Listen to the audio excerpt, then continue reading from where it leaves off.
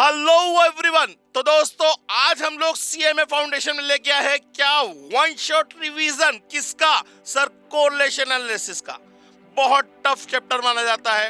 लोगों को लगता है बहुत सारे फॉर्मूलेज हैं सर, ये क्वेश्चन ये चैप्टर बहुत ज्यादा टफ है। सर मैं आपको इस तरीके से कराऊंगा कि आप कहोगे सर मजा आ गया, ठीक है ना। और ये चैप्टर आपको मालूम है बहुत ज्यादा इंपॉर्टेंट भी है, क्योंकि अगर आप कोरिलेशन को सही से नहीं समझ पाएंगे तो रिग्रेशन के बारे में सोचना भी गुनाह है, ठीक है ना। क्योंकि कोरिलेशन और रिग्रेशन ये दोनों आपस में एक दूसरे से कनेक्टेड चैप्टर है।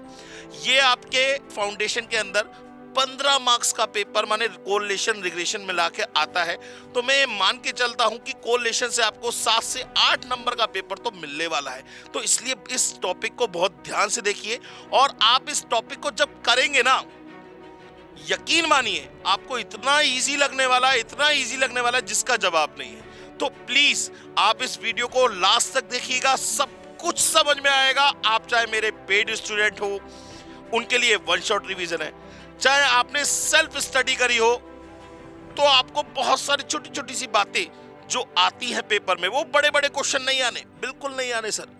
वो बड़े बड़े क्वेश्चन करने की जरूरत भी नहीं है।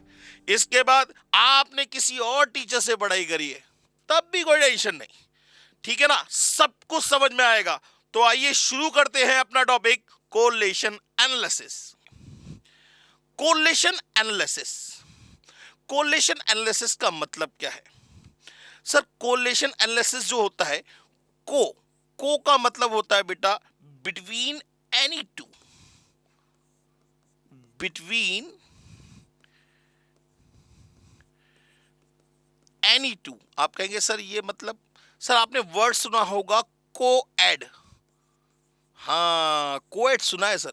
कोएड का मतलब जहां बॉयज एंड गर्ल्स साथ में पढ़ते हैं।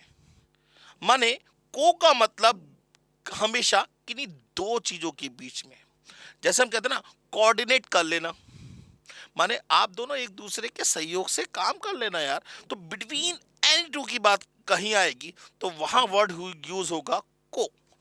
अच्छा, रिलेशन माने कोई जिन दो के बारे में बात कर रहे हैं, जिन भी दो के बारे में बात कर रहे हैं उनके बीच में रिलेशन है या नहीं है, और अगर रिलेशन है तो कैसा रिलेशन है और कितना रिलेशन है, ये कौन बताएगा? इसे एनालाइज करना ही क्या कहलाएगा? Correlation analysis. माने आपको कोई से भी अगर दो वेरिएबल्स दे रखे हैं, भाई देखिए ना, अगर आप प्रैक्टिकली समझिए, भाई आप एक कॉमर्स की फील्ड से बिलोंग करते हैं, आपके पास डेटा होता है। अब अगर आप एक बिजनेस करते हैं तो आपका बिजनेस बहुत सारे पैरामीटर्स पे रन करता है। पैरामीटर्स का मतलब बहुत सारी चीजों की आपको रिक्वायरमेंट रहती है। अच्छा मैं कहूं, मैं अगर खर्चा ज्यादा करूं तो मेरा प्रॉफिट क्या होगा? ऑब्वियस सी बात है, आप सोच रहे होंगे कम होगा।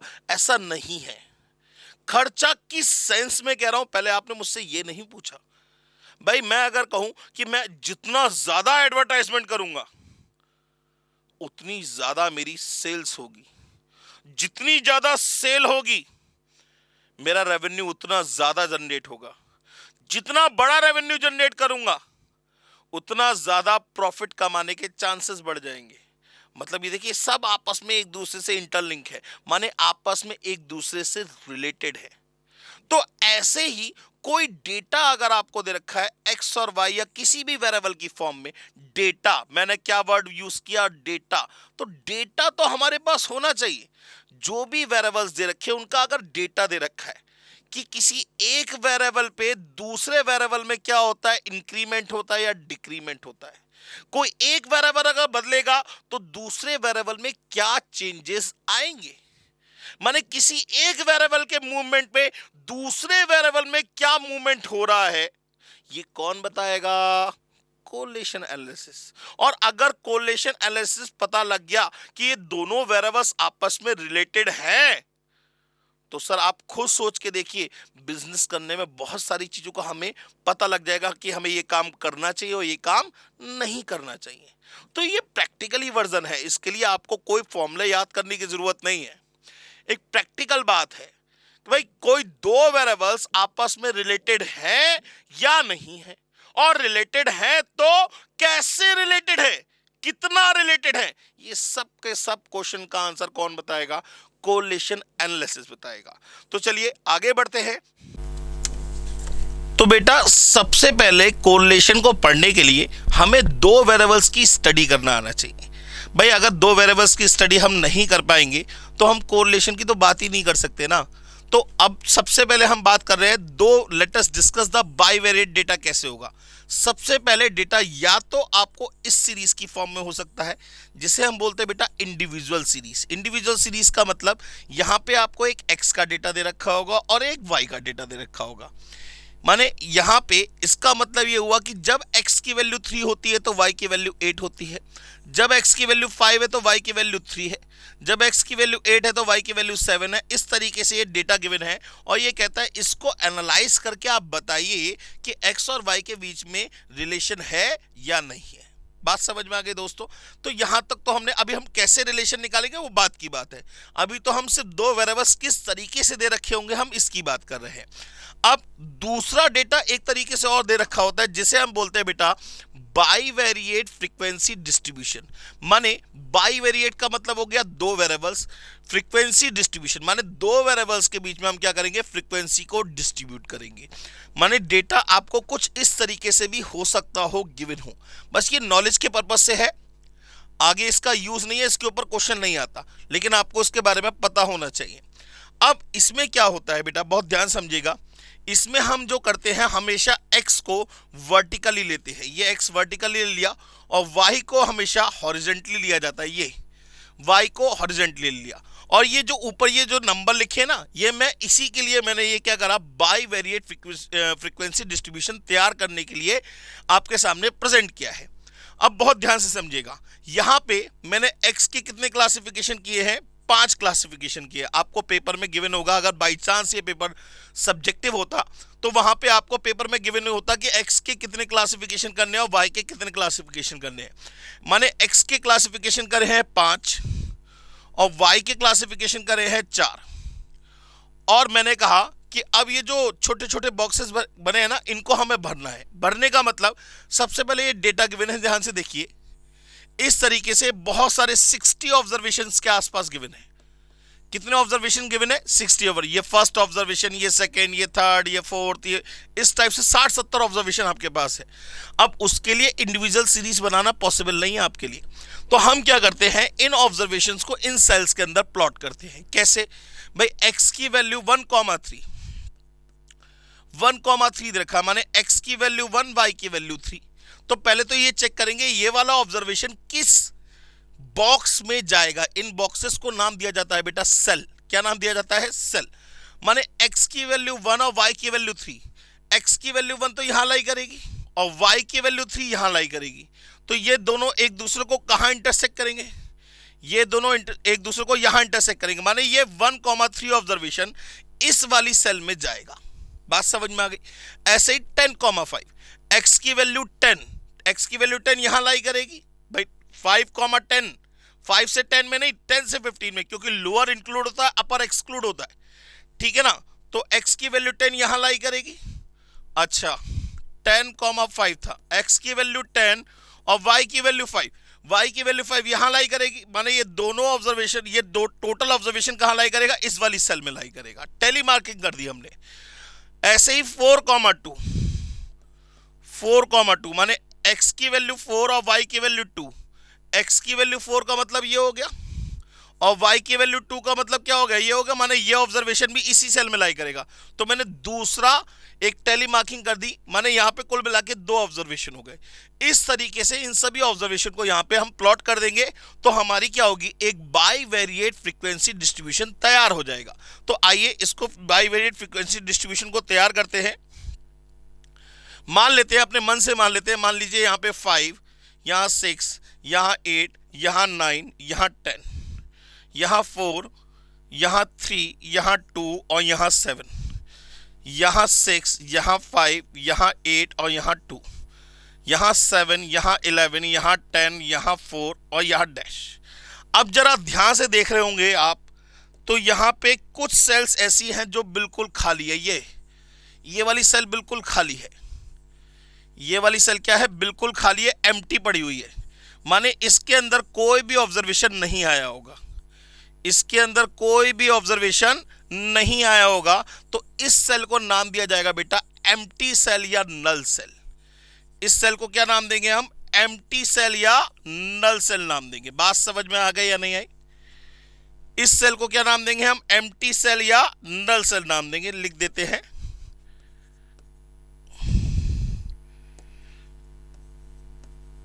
एम्प्टी सेल, एम्प्टी सेल और एम्प्टी सेल। बात समझ में आ गई? माने ये तीनों सेल एम्प्टी है, इसके अंदर कोई भी ऑब्जर्वेशन नहीं आया है, ठीक है ना। तो ये जो टेबल तैयार हुई है बेटा, इसे बोलते हैं बाईवेरिएट फ्रीक्वेंसी डिस्ट्रीब्यूशन। अब अगर मैं आपसे यहां पूछूं, यहां टोटल नंबर ऑफ सेल्स कितनी है, टोटल नंबर ऑफ सेल जरा काउंट करिए, 4, 8, 12, 16, 20, 20 सेल्स है।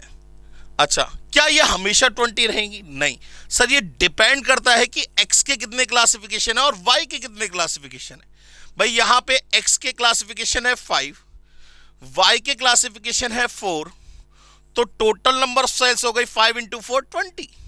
अगर मान लीजिए x के क्लासिफिकेशन होते 7 और y के क्लासिफिकेशन होते 8, तो टोटल नंबर ऑफ सेल्स हो जाती 56। बात समझ में आ गई? अच्छा, अब आगे बढ़ते हैं थोड़ा सा। मैं यहां पे इसका टोटल भी निकाल लूंगा,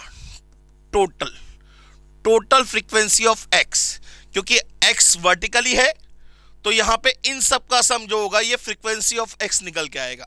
जरा फटाफट से हम टोटल कर लेते हैं इसको। 5, 4, 9 और 7 16, 6, 6, 12, 11 23, 11, 16, 26, 11, 19, 23, 17, 19, ठीक है ना। ऐसे ही अगर मैं यहां टोटल करूंगा तो ये फ्रीक्वेंसी ऑफ y निकल के आएगा। 11, 19, 28, 38, 9, 12, 16, 10, 15, 21, 14, 25, 32। और ये याद रखिएगा कि इन दोनों का टोटल माने summation of frequency of x and summation of frequency of y, ये हमेशा दोनों इक्वल ही आएंगे, क्योंकि पेयर्ड में चल रहे हैं। जितने x के ऑब्जर्वेशन होंगे उतने ही y के भी ऑब्जर्वेशन होंगे। बात समझ में आ गई दोस्तों? तो ये पूरा का पूरा टेबल ये कहलाएगा बाईवेरिएट फ्रीक्वेंसी डिस्ट्रीब्यूशन। बात समझ में आ गई? अच्छा, अगर मैं कहूं आपसे, बहुत ध्यान से सुनिएगा मेरी बात को, अगर मैं कहूं आपसे सिर्फ x का डिस्ट्रीब्यूशन बताइए, आपने कहा सर y, मैंने कहा y से मुझे कोई मतलब नहीं, y का डिस्ट्रीब्यूशन मुझे चाहिए ही नहीं, मुझे तो सिर्फ आप x का डिस्ट्रीब्यूशन बताइए। माने आपने क्या करना है, classification of x and frequency of x चाहिए। क्लासिफिकेशन ऑफ x आपका ये रहा, माने 0 to 5, 5 to 10, 10 to 15, 15 to 20 and 20 to 25। और फ्रीक्वेंसी ऑफ x आपका ये रहा, तो ये हो जाएगा 16, 23, 26, 23 और 19। तो ये जो डिस्ट्रीब्यूशन तैयार किया गया बेटा, इसे बोलते हैं मार्जिनल डिस्ट्रीब्यूशन। माने सिर्फ और सिर्फ x का डिस्ट्रीब्यूशन तैयार करना है, y से कोई मतलब नहीं, माने एक ही वेरिएबल की बात हो रही है।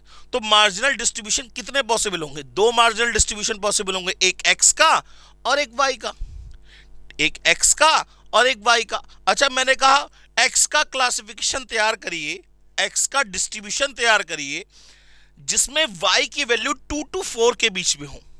तो हम इसकी बात करेंगे, इस वाले सेल की, ये वाला सेल 2 to 4, माने 4, 0, 3, 2, 7। माने अगर मैं इसको रब कर दूं तो ये आ जाएगा 4, 0, 3, 2, 7। माने यहां पे ये जो डिस्ट्रीब्यूशन तैयार हुआ है, यहां पे y की वैल्यू 2 to 4 के बीच में लाई कर रही है, यहां पे y की वैल्यू 2 to 4 के बीच में लाई कर रही है। माने मैंने क्या लगा दी, कंडीशन लगा दी, तो ये कहलाएगा कंडीशनल डिस्ट्रीब्यूशन। ये क्या कहलाएगा, कंडीशनल डिस्ट्रीब्यूशन। बस अब मुझे ये बताइए x के कितने कंडीशनल पॉसिबल हैं? भाई 1, 2, 3 और 4। जैसे x के कंडीशनल पॉसिबल है वैसे y के भी कंडीशनल पॉसिबल है। मैंने कहा y का डिस्ट्रीब्यूशन तैयार करिए जब x की वैल्यू 0 to 5 के बीच में हो। तो 1 2 3 4 और 5 माने total number of conditional distribution कितने हो गए 9। माने ये भी डिपेंड कर रहा है कि x के कितने क्लासिफिकेशन है और y के कितने क्लासिफिकेशन है। तो अगर मैं इसको आगे बढ़ा के देखूं, ध्यान से देखिएगा, मैंने कहा if the number of classification of x 5 and number of classification of y 4, तो टोटल नंबर ऑफ सेल्स कितनी हो जाएंगी 20। टोटल नंबर ऑफ सेल्स कितनी हो गई 20। The total number of marginal distribution कितने होंगे 2, ऑलवेज 2। भाई एक x का डिस्ट्रीब्यूशन तैयार करना है आपको जिसमें y से कोई लेना देना नहीं, और एक y का डिस्ट्रीब्यूशन तैयार करना है आपको जिसमें x से कोई लेना देना नहीं। And total number of conditional, भाई x के कितने कंडीशनल पॉसिबल होंगे जितने y के क्लासिफिकेशन है 4, और y के कितने कंडीशन पॉसिबल होंगे जितने x के क्लासिफिकेशन है y, माने टोटल नंबर ऑफ कंडीशन कितने पॉसिबल होंगे 9। बात समझ में आ गई। अब इसे ही मैं अगर अल्फाबेटिकली देख लूं, मान लीजिए मैंने कहा x की क्लासिफिकेशन है m, n के और y की क्लासिफिकेशन है n, तो टोटल नंबर ऑफ सेल्स कितनी होंगी m into n। Total number of marginal distribution always 2। Total number of conditional distribution क्या होगा m प्लस n। बात समझ में आ गई। तो ये हमारी बाइवेरिएट डेटा की स्टडी हो गई। अब हम फिर टॉपिक को आगे बढ़ाते हैं, बात करते हैं कोरिलेशन एनालिसिस के बारे में। तो the method by which we have to analyse, पहली बात क्या एनालाइज करेंगे कि दो वेरिएबल्स आपस में रिलेटेड है भी या नहीं है, और अगर रिलेटेड है, if they are related to each other, तो हमें दो चीजें और फाइंड करनी होंगी। पहला नेचर ऑफ कोरिलेशन और दूसरा strength of correlation. Nature of correlation का मतलब क्या हुआ दोस्तों? नेचर ऑफ कोरिलेशन का मतलब दोस्ती है या दुश्मनी है, माने दोनों सेम डायरेक्शन में मूव कर रहे हैं या दोनों अपोजिट डायरेक्शन में मूव कर रहे हैं, माने पॉजिटिव और नेगेटिव। पॉजिटिव का मतलब क्या होगा दोनों वेरिएबल्स सेम डायरेक्शन मूव करेंगे। नेगेटिव का मतलब क्या होगा दोनों वेरिएबल्स अपोजिट डायरेक्शन मूव करेंगे। सेम डायरेक्शन का मतलब एक बढ़ रहा है तो दूसरा भी बढ़ रहा है। भाई हमने बात तो यही करी थी शुरुआत में। कोरिलेशन का मतलब कोई दो वेरिएबल्स के बीच में रिलेशन तो तभी पता लगेगा ना जब दोनों की चाल पता लगेगी। अगर एक बढ़ रहा है और दूसरा भी बढ़ रहा है, इसका मतलब दोनों के बीच में पॉजिटिव रिलेशन है। और अगर एक बढ़ रहा है दूसरा घट जा रहा है, जैसे ही वो बढ़ता है वाई वैसे ही घट जाता है, मतलब दोनों के बीच में नेगेटिव कोरिलेशन है। दूसरी बात strength of correlation. Strength of correlation का मतलब कितना रिलेटेड है।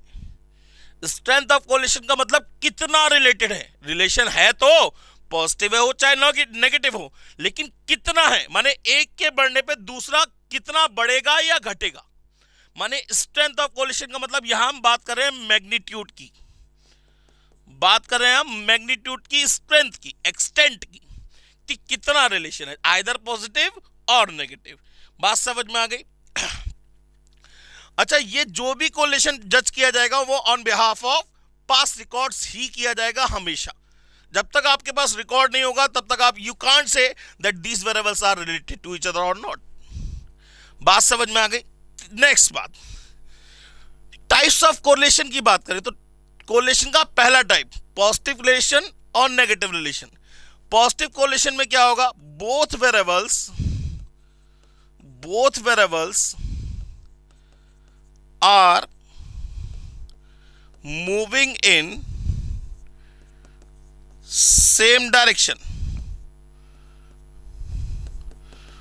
दोनों वेरिएबल्स क्या होंगे, सेम डायरेक्शन में मूव करेंगे। सेम डायरेक्शन में मूव करने का मतलब अगर एक इंक्रीज करेगा तो दूसरा भी इंक्रीज ही करेगा। अब वो बात अलग है थोड़ा इंक्रीज करे या ज्यादा इंक्रीज करे, लेकिन इंक्रीज ही करना चाहिए। अगर एक डिक्रीज कर रहा है और दूसरा भी डिक्रीज कर रहा है तो दोनों वेरिएबल्स के बीच में कैसा रिलेशन होगा, पॉजिटिव रिलेशन होगा।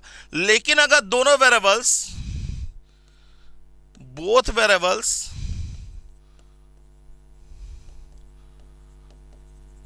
Are moving in opposite direction, दोनों वेरिएबल्स क्या करेंगे, अपोजिट डायरेक्शन में मूव करेंगे। अपोजिट डायरेक्शन मतलब आप जानते हैं, अगर एक इंक्रीज करेगा तो दूसरा क्या करेगा, डिक्रीज करेगा। एक इंक्रीज करेगा तो दूसरा क्या करेगा, डिक्रीज करेगा। देखिए पॉजिटिव और नेगेटिव सिर्फ और सिर्फ डायरेक्शन को शो कर रहे हैं, इनका और कोई मतलब नहीं है। पॉजिटिव कोरिलेशन का मतलब कोरिलेशन तो है, रिलेटेड तो है, लेकिन पॉजिटिव वे में है। पॉजिटिव वे का मतलब दोनों सेम डायरेक्शन में मूव कर रहे हैं, अगर एक बढ़ता है तो दूसरा भी बढ़ता ही है। नेगेटिव कोरिलेशन का मतलब रिलेशन तो है, लेकिन दोनों की डायरेक्शन क्या है, अपोजिट है। देखिए ना, अगर हम बात करें प्रॉफिट और लॉस की, प्रॉफिट और लॉस की बात करें तो प्रॉफिट कैसा होता है, पॉजिटिव। लॉस को हमेशा नेगेटिव दिखाते हैं। नेगेटिव का मतलब हमारी जेब से पैसा गया, हमारी जेब से पैसा गया तभी तो लॉस है। और पॉजिटिव का मतलब हमारी जेब में पैसा आ गया तभी तो प्रॉफिट है। तो प्लस माइनस का साइन सिर्फ और सिर्फ डायरेक्शन के लिए है। बेसिकली कोरिलेशन तो ये बता रहा है कि रिलेशन है भी या नहीं है। बात समझ में आ गई दोस्तों। आगे बात करते हैं दोस्तों कोरिलेशन का दूसरा टाइप, लीनियर कोरिलेशन और कर्व लीनियर या नॉन लीनियर कोरिलेशन। जैसे इसका नाम है वैसे इसका काम है। माने लीनियर का मतलब जहां कहीं भी दोनों वेरिएबल्स के बीच में एक स्ट्रेट लाइन बने। स्ट्रेट लाइन का मतलब अगर आप उसके ऑब्जर्वेशन को ग्राफिकली प्लॉट करें, आप उनके ऑब्जर्वेशंस को ग्राफिकली प्लॉट करेंगे तो हमेशा you will get a straight line, you will get a straight line.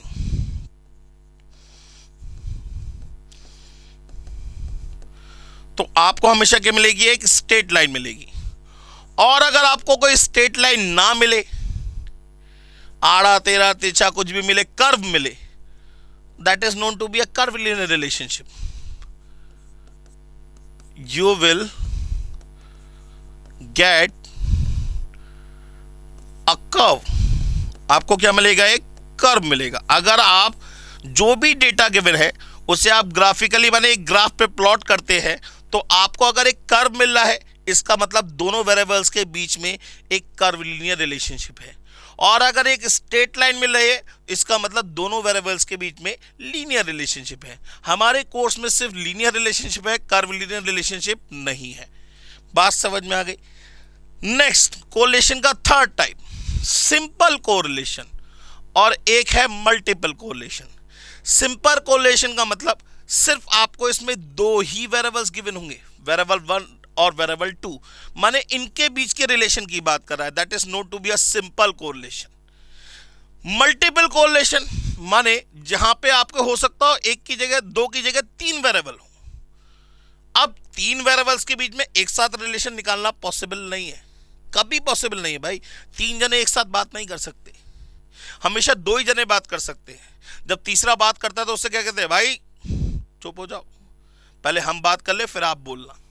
तीनों एक साथ बोलेंगे पॉसिबल ही नहीं है, आप बात को जज ही नहीं कर पाएंगे। मतलब हम यहां पे अगर रिलेशन निकालेंगे भी, हालांकि ये हमारे कोर्स में नहीं है, लेकिन अगर हम यहां पे रिलेशन निकालेंगे भी तो तीन रिलेशन निकलेंगे। एक रिलेशन बिटवीन 1 एंड 2, एक रिलेशन बिटवीन 2 एंड 3 और एक रिलेशन बिटवीन 3 एंड 1। इन तीनों के बिहाफ पे जजमेंट होगा कि किनके बीच में कैसा रिलेशन है। हमेशा जो कोरिलेशन की बात होगी बेटा, वो सिर्फ दो ही वेरिएबल्स के बीच में बात होती है। तीन वेरिएबल या चार वेरिएबल की एक साथ स्टडी करना पॉसिबल नहीं है।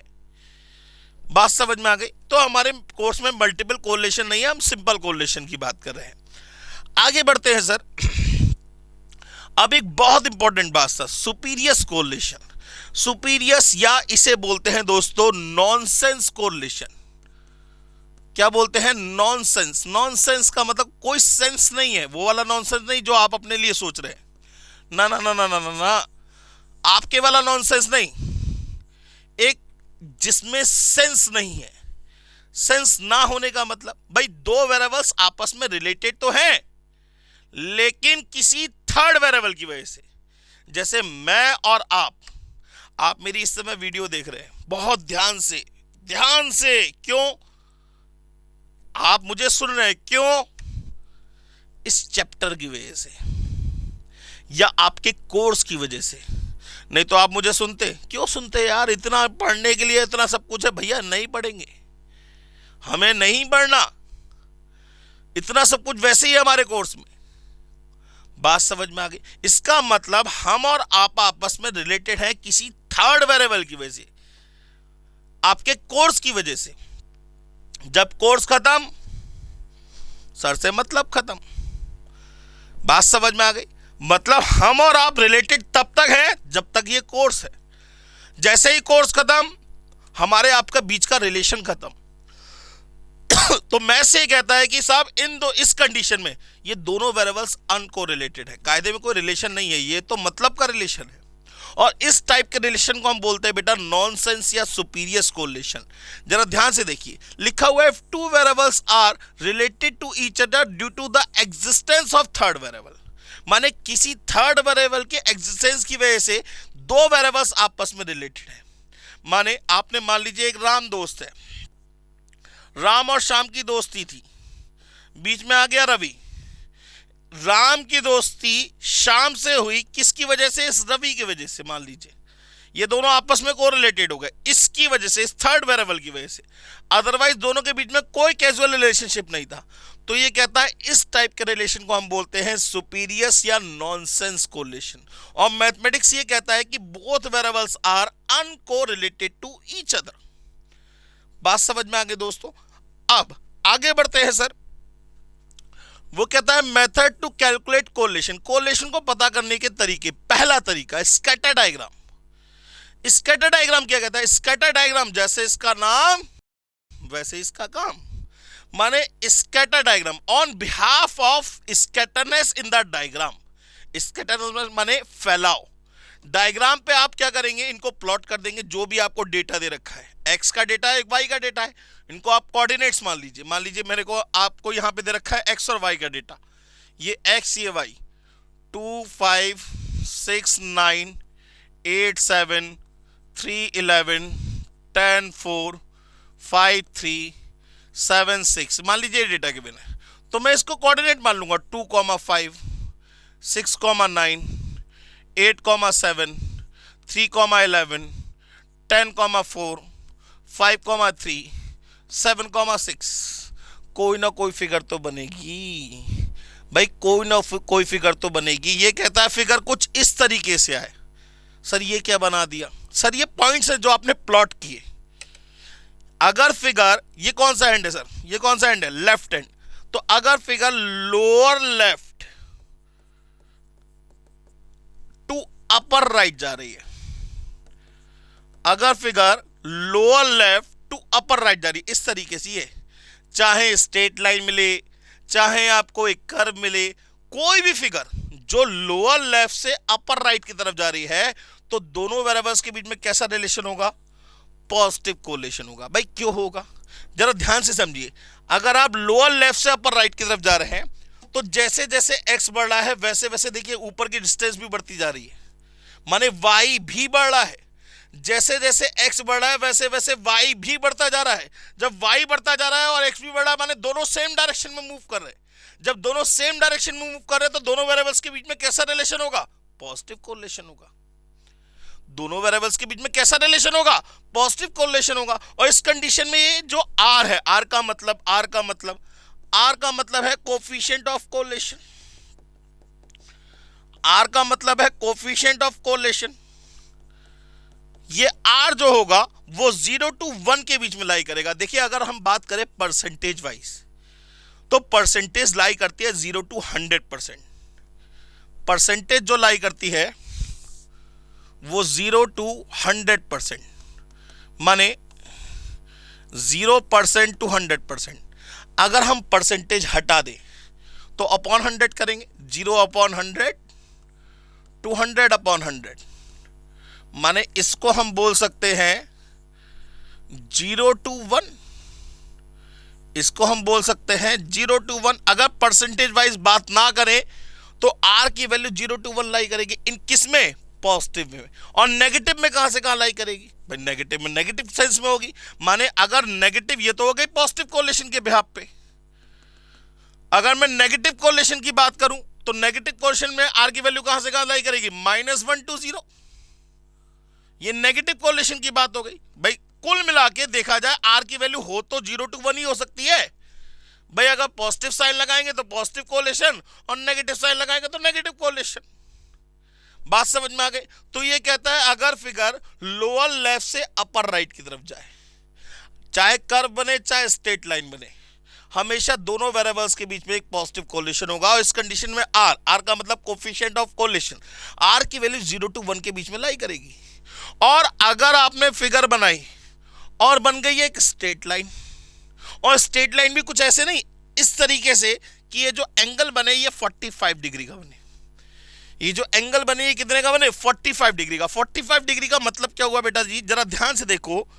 तो अगर हम समझे तो ये 45, ये 90, तो ये एंगल अपने आप ही 45 डिग्री का होगा। मतलब ये बन गया एक आइसोसेलेस ट्रायंगल। आइसोसेलेस ट्रायंगल का मतलब दो साइड बराबर, ये वाली साइड इज इक्वल टू इस वाली साइड के, माने x is equal to y, माने जितना x बढ़ेगा बिल्कुल एग्जैक्टली उतना ही y बढ़ेगा, माने they are perfectly positively correlated to each other. और इस कंडीशन में r की वैल्यू क्या होगी? 1, माने 100% कोरिलेटेड। जितना x बढ़ेगा उसी रेशो में, उसी रेस्पेक्ट में y भी बढ़ेगा, ये कहने का मतलब है। और ऐसी कंडीशन में तो r की वैल्यू 100%, माने 100% कोरिलेटेड टू ईच अदर। बात समझ में? ये परसेंटेज में बोल रहा हूं, परसेंटेज हटा देंगे तो r की वैल्यू +1 हो जाएगी। बात समझ में आ गई? अच्छा, अब अगर फिगर इस तरीके से है, फिगर माने इस तरीके से, माने ये कौन सा हैंड? लेफ्ट हैंड, माने upper left to lower right आए। अगर figure upper left to lower right आए, चाहे कुछ भी आए, कर्व आए, स्ट्रेट लाइन आए, कुछ भी आए, इससे हमें कोई मतलब नहीं। अगर figure upper left to lower right आ रही है तो दोनों वेरिएबल्स के बीच में कैसा रिलेशन होगा? नेगेटिव कोरिलेशन होगा। सर भाई क्यों होगा? देखिए ना, x बढ़ रहा है और y क्या हो रहा है? धीमे धीमे धीमे धीमे धीमे धीमे धीमे कम होता जा रहा है, कम होता जा रहा है, कम होता जा रहा है। माने x तो बढ़ रहा है लेकिन y क्या हो रहा है? कम हो रहा है। या ये कहे x कम हो रहा है तो y बढ़ रहा है। दोनों में से कुछ भी कह सकते हैं, माने दोनों वेरिएबल्स की मूवमेंट अपोजिट डायरेक्शन में है। जब अपोजिट डायरेक्शन में है तो दोनों वेरिएबल्स के बीच में कैसा रिलेशन होगा? नेगेटिव रिलेशन होगा।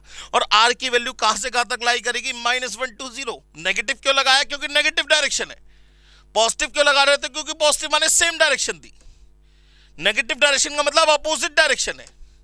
और अगर मिल गई एक स्ट्रेट लाइन, अगर मिल गई एक स्ट्रेट लाइन, स्ट्रेट लाइन कुछ इस तरीके से, ये वाली, ये नहीं बनी, ये वाली, और यहां बन रहा हो एंगल 45 डिग्री का, तो ये कहलाएगा परफेक्ट नेगेटिव कोरिलेशन। अगर आपको स्ट्रेट लाइन कुछ इस तरीके से मिले, ये वाली, ये वाली स्ट्रेट लाइन, ये, और एंगल बने 45 डिग्री का, तो दोनों वेरिएबल्स के बीच में क्या होगा? एक परफेक्ट नेगेटिव कोरिलेशन होगा। और r की वैल्यू क्या होगी? -1।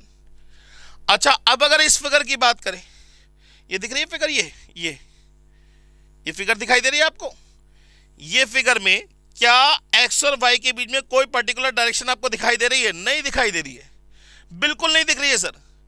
x बड़ा y घटा, माने lower left to upper right गई, फिर upper left to lower right गई, फिर lower left to upper right गई, माने कोई पर्टिकुलर डायरेक्शन नहीं है। जब पर्टिकुलर डायरेक्शन नहीं है तो these variables are uncorrelated to each other, माने इस कंडीशन में r की वैल्यू क्या होगी? 0। बिल्कुल सेम वे में यहां पे भी आपको कोई पर्टिकुलर डायरेक्शन नहीं दिख रही, तो यहां पे भी both variables are uncorrelated to each other, और r की वैल्यू क्या हो गई? 0। बात समझ में आ गई सर? ये हो गया स्कैटर डायग्राम।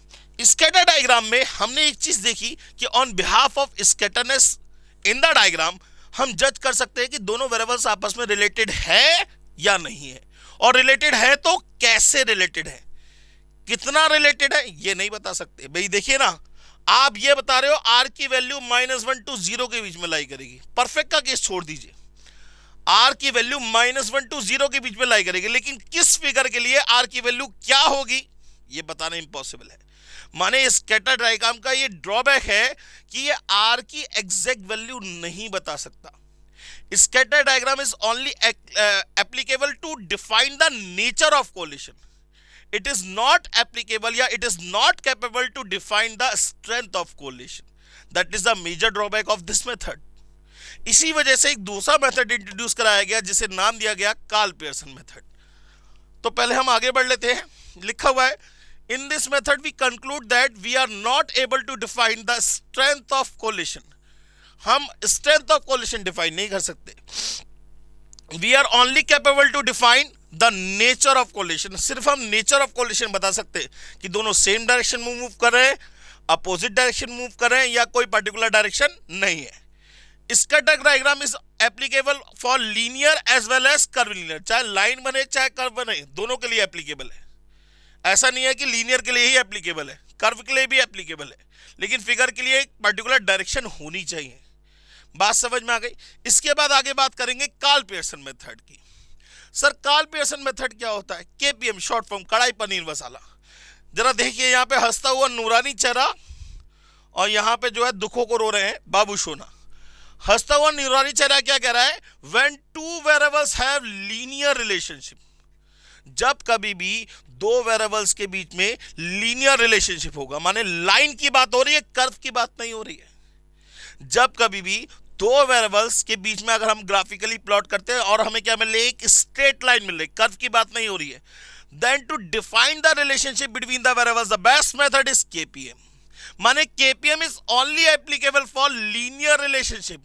दोस्तों ये सिर्फ और सिर्फ लीनियर के लिए काम करेगी, कर्व लीनियर के लिए काम नहीं करेगी। आपने कहा नहीं साहब मैं तो लगाऊंगा, जो कर मिले कर लो, मैं तो लगाऊंगा ही लगाऊंगा, किसको क्या पता लग रहा है। तो अगर आप केपीएम मेथड को कर्वीलिनियर रिलेशनशिप के लिए अप्लाई करेंगे तो दोस्तों बुरा मत मानिएगा, ये भी बहुत तेज है। इसने कहा अगर ऐसे वैसा काम करोगे ना, मुझे धोखा दोगे, then you will get r equals to zero. तो आपको आर की वैल्यू जीरो मिलेगी। आर की वैल्यू जीरो होने का मतलब आप सोचोगे अनकोरिलेटेड, जबकि कर्व का रिलेशन तो है, माने कर्व ही तो बन रहा है, रिलेशन तो है। माने ये मेथड केपीएम जो है सिर्फ और सिर्फ एप्लीकेबल है लीनियर रिलेशनशिप के लिए। It is not applicable for curvilinear relationship. If you apply this method, KPM method, for curvilinear relationship, then you will get R equals to 0. तो आपको R की वैल्यू क्या मिलेगी? 0 ही मिलेगी। इससे कंक्लूजन क्या मिलता है बेटा? इससे कंक्लूजन ये मिलता है, if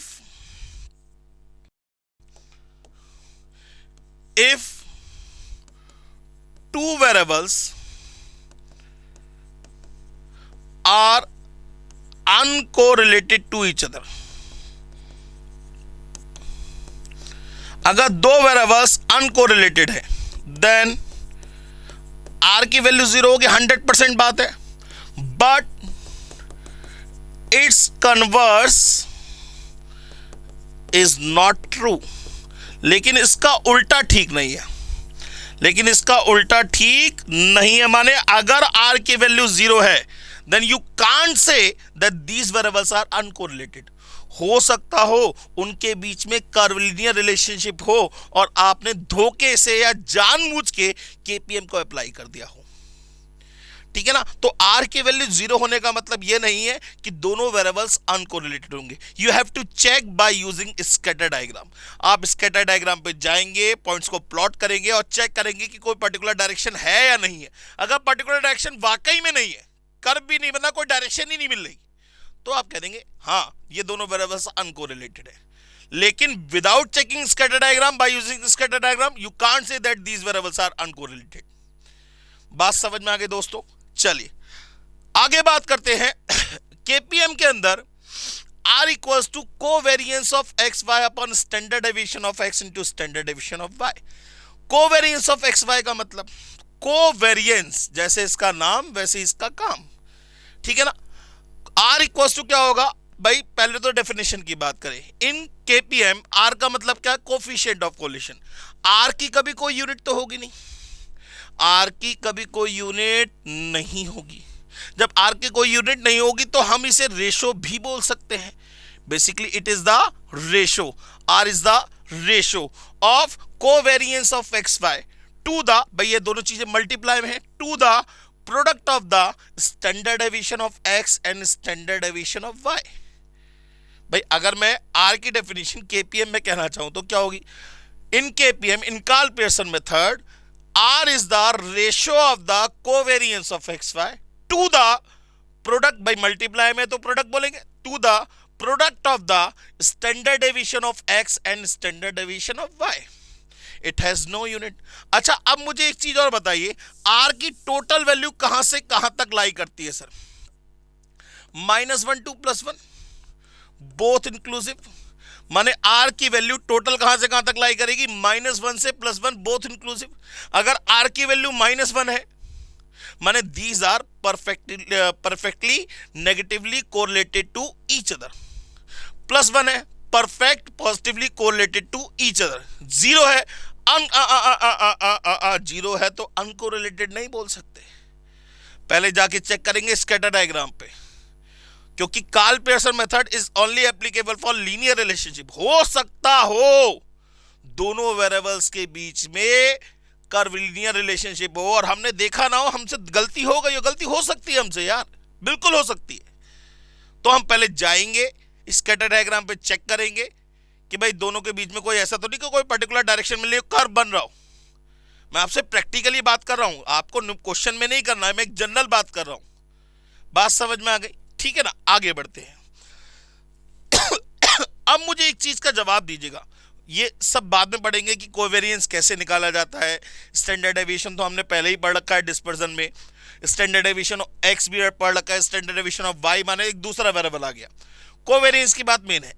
इसको पढ़ने से पहले मैं अगर आपसे बात करूं, बहुत ध्यान से समझिएगा, ये आर जो है, ये जो आर है, ये पॉजिटिव भी हो सकता है, मे बी पॉजिटिव, और ये आर जो है ये नेगेटिव भी हो सकता है, बिल्कुल हो सकता है। भाई स्टैंडर्ड डेविएशन की बात करें, चाहे एक्स का हो चाहे वाई का, कोई भी डिस्पर्जन कभी भी नेगेटिव नहीं हो सकता। ये बात तो हमें पहले से पता है, कोई भी डिस्पर्जन कभी भी नेगेटिव नहीं हो सकता। तो ये आर नेगेटिव किसकी वजह से हो रहा है, जरा ध्यान से देखिएगा। ये आर जो नेगेटिव होगा ना दोस्तों, इस कोवेरिएंस के चक्कर में होगा। अगर ये covariance of x y negative है तो आर भी नेगेटिव आएगा।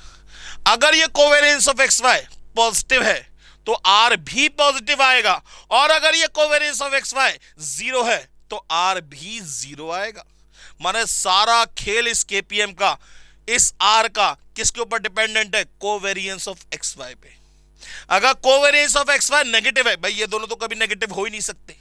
जब ये दोनों कभी नेगेटिव नहीं हो सकते तो आर के नेगेटिव होने की बात ही नहीं, इससे रिलेशन खत्म हो गया। आर का रिलेशन किससे हुआ? कोवेरिएंस ऑफ एक्स वाई से। भाई नेगेटिव पॉजिटिव की बात करूं तो नेगेटिव पॉजिटिव किससे रिलेट होगा? कोवेरिएंस ऑफ एक्स वाई से। अगर covariance of x y negative है तो आर भी नेगेटिव होगा। अगर covariance of x y positive है तो आर भी पॉजिटिव होगा। और अगर कोवेरिएंस ऑफ एक्स वाई 0 है तो आर भी 0 होगा। बात खत्म हो गई। बात समझ में आ गई? तो हम अगर लिखें if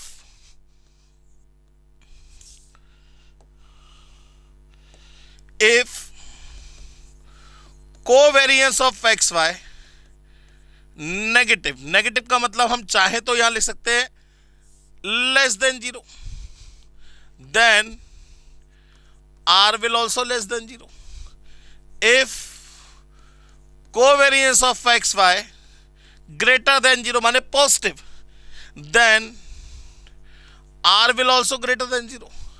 and if covariance of xy equals to 0 तो r भी equals to 0. बात समझ में आ गई? ये तीनों स्टेटमेंट क्लियर हो गई। अच्छा सर, अभी इसी में और बात करेंगे सर, बहुत ध्यान से समझिएगा।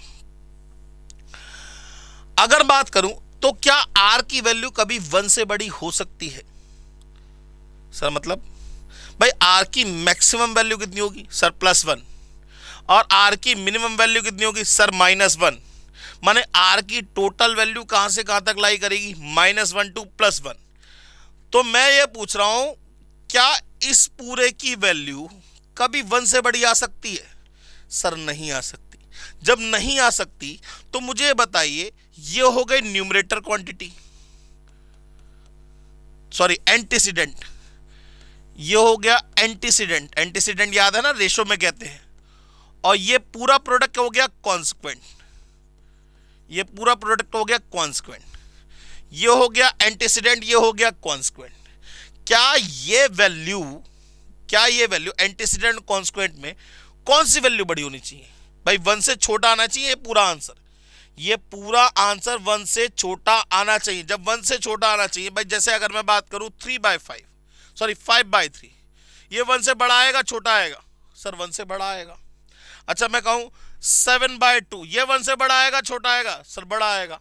अच्छा मैं अगर कहूं 8/5, ये 1 से बड़ा आएगा छोटा आएगा? सर 1 से बड़ा आएगा। लेकिन अगर मैं कहूं 5/11, ये 1 से छोटा आएगा बड़ा आएगा? सर ये छोटा आएगा, क्योंकि एंटीसीडेंट छोटा है और कॉन्सिक्वेंट बड़ा है। मतलब इससे क्लियर हो गया, ये कोवेरियंस ऑफ एक्स वाई की वैल्यू इन दोनों के प्रोडक्ट से क्या होनी चाहिए? छोटी होनी चाहिए, या मैक्सिमम बराबर हो सकती है, क्योंकि आर की वैल्यू 1 तो आ सकती है लेकिन 1 से बड़ी नहीं आ सकती। आर की वैल्यू मैक्सिमम 1 तो आ सकती है लेकिन 1 से बड़ी नहीं आ सकती। इसका मतलब अगर दूसरी स्टेटमेंट की बात करें, here covariance of x y must be less than equals to standard deviation of x into standard deviation of y. अगर मैं स्क्वायरिंग कर दूं both side, squaring on both side, तो क्या मिलेगा मुझे? कोवेरियंस ऑफ एक्स वाई का whole square is less than equals to, standard deviation के स्क्वायर को क्या बोलते हैं सर? वेरिएंस ऑफ एक्स, और स्टैंडर्ड डेविएशन ऑफ वाई के स्क्वायर को वेरिएंस ऑफ वाई, ये भी कह सकते हैं सर। तो पहली बात ये हो गई और दूसरी बात ये हो गई, मतलब की बात समझ में आ गई सर? क्लियर हो गई बात? समझ में आ गया ना? Covariance of x y negative है तो आर भी negative, covariance of x y positive है तो आर भी positive, covariance of x y 0 है तो आर भी 0। कोवेरियंस ऑफ एक्स वाई की वैल्यू इनके प्रोडक्ट से क्या हो सकती है? हमेशा वैल्यू क्या आएगी? छोटी आएगी, या मैक्सिमम बराबर आ सकती है। Covariance of x y negative positive 0 कुछ भी हो सकता है। इतनी बात समझ में आ गई दोस्तों? पहले इतना नोट कर लीजिए, फिर हम आगे बात करते हैं।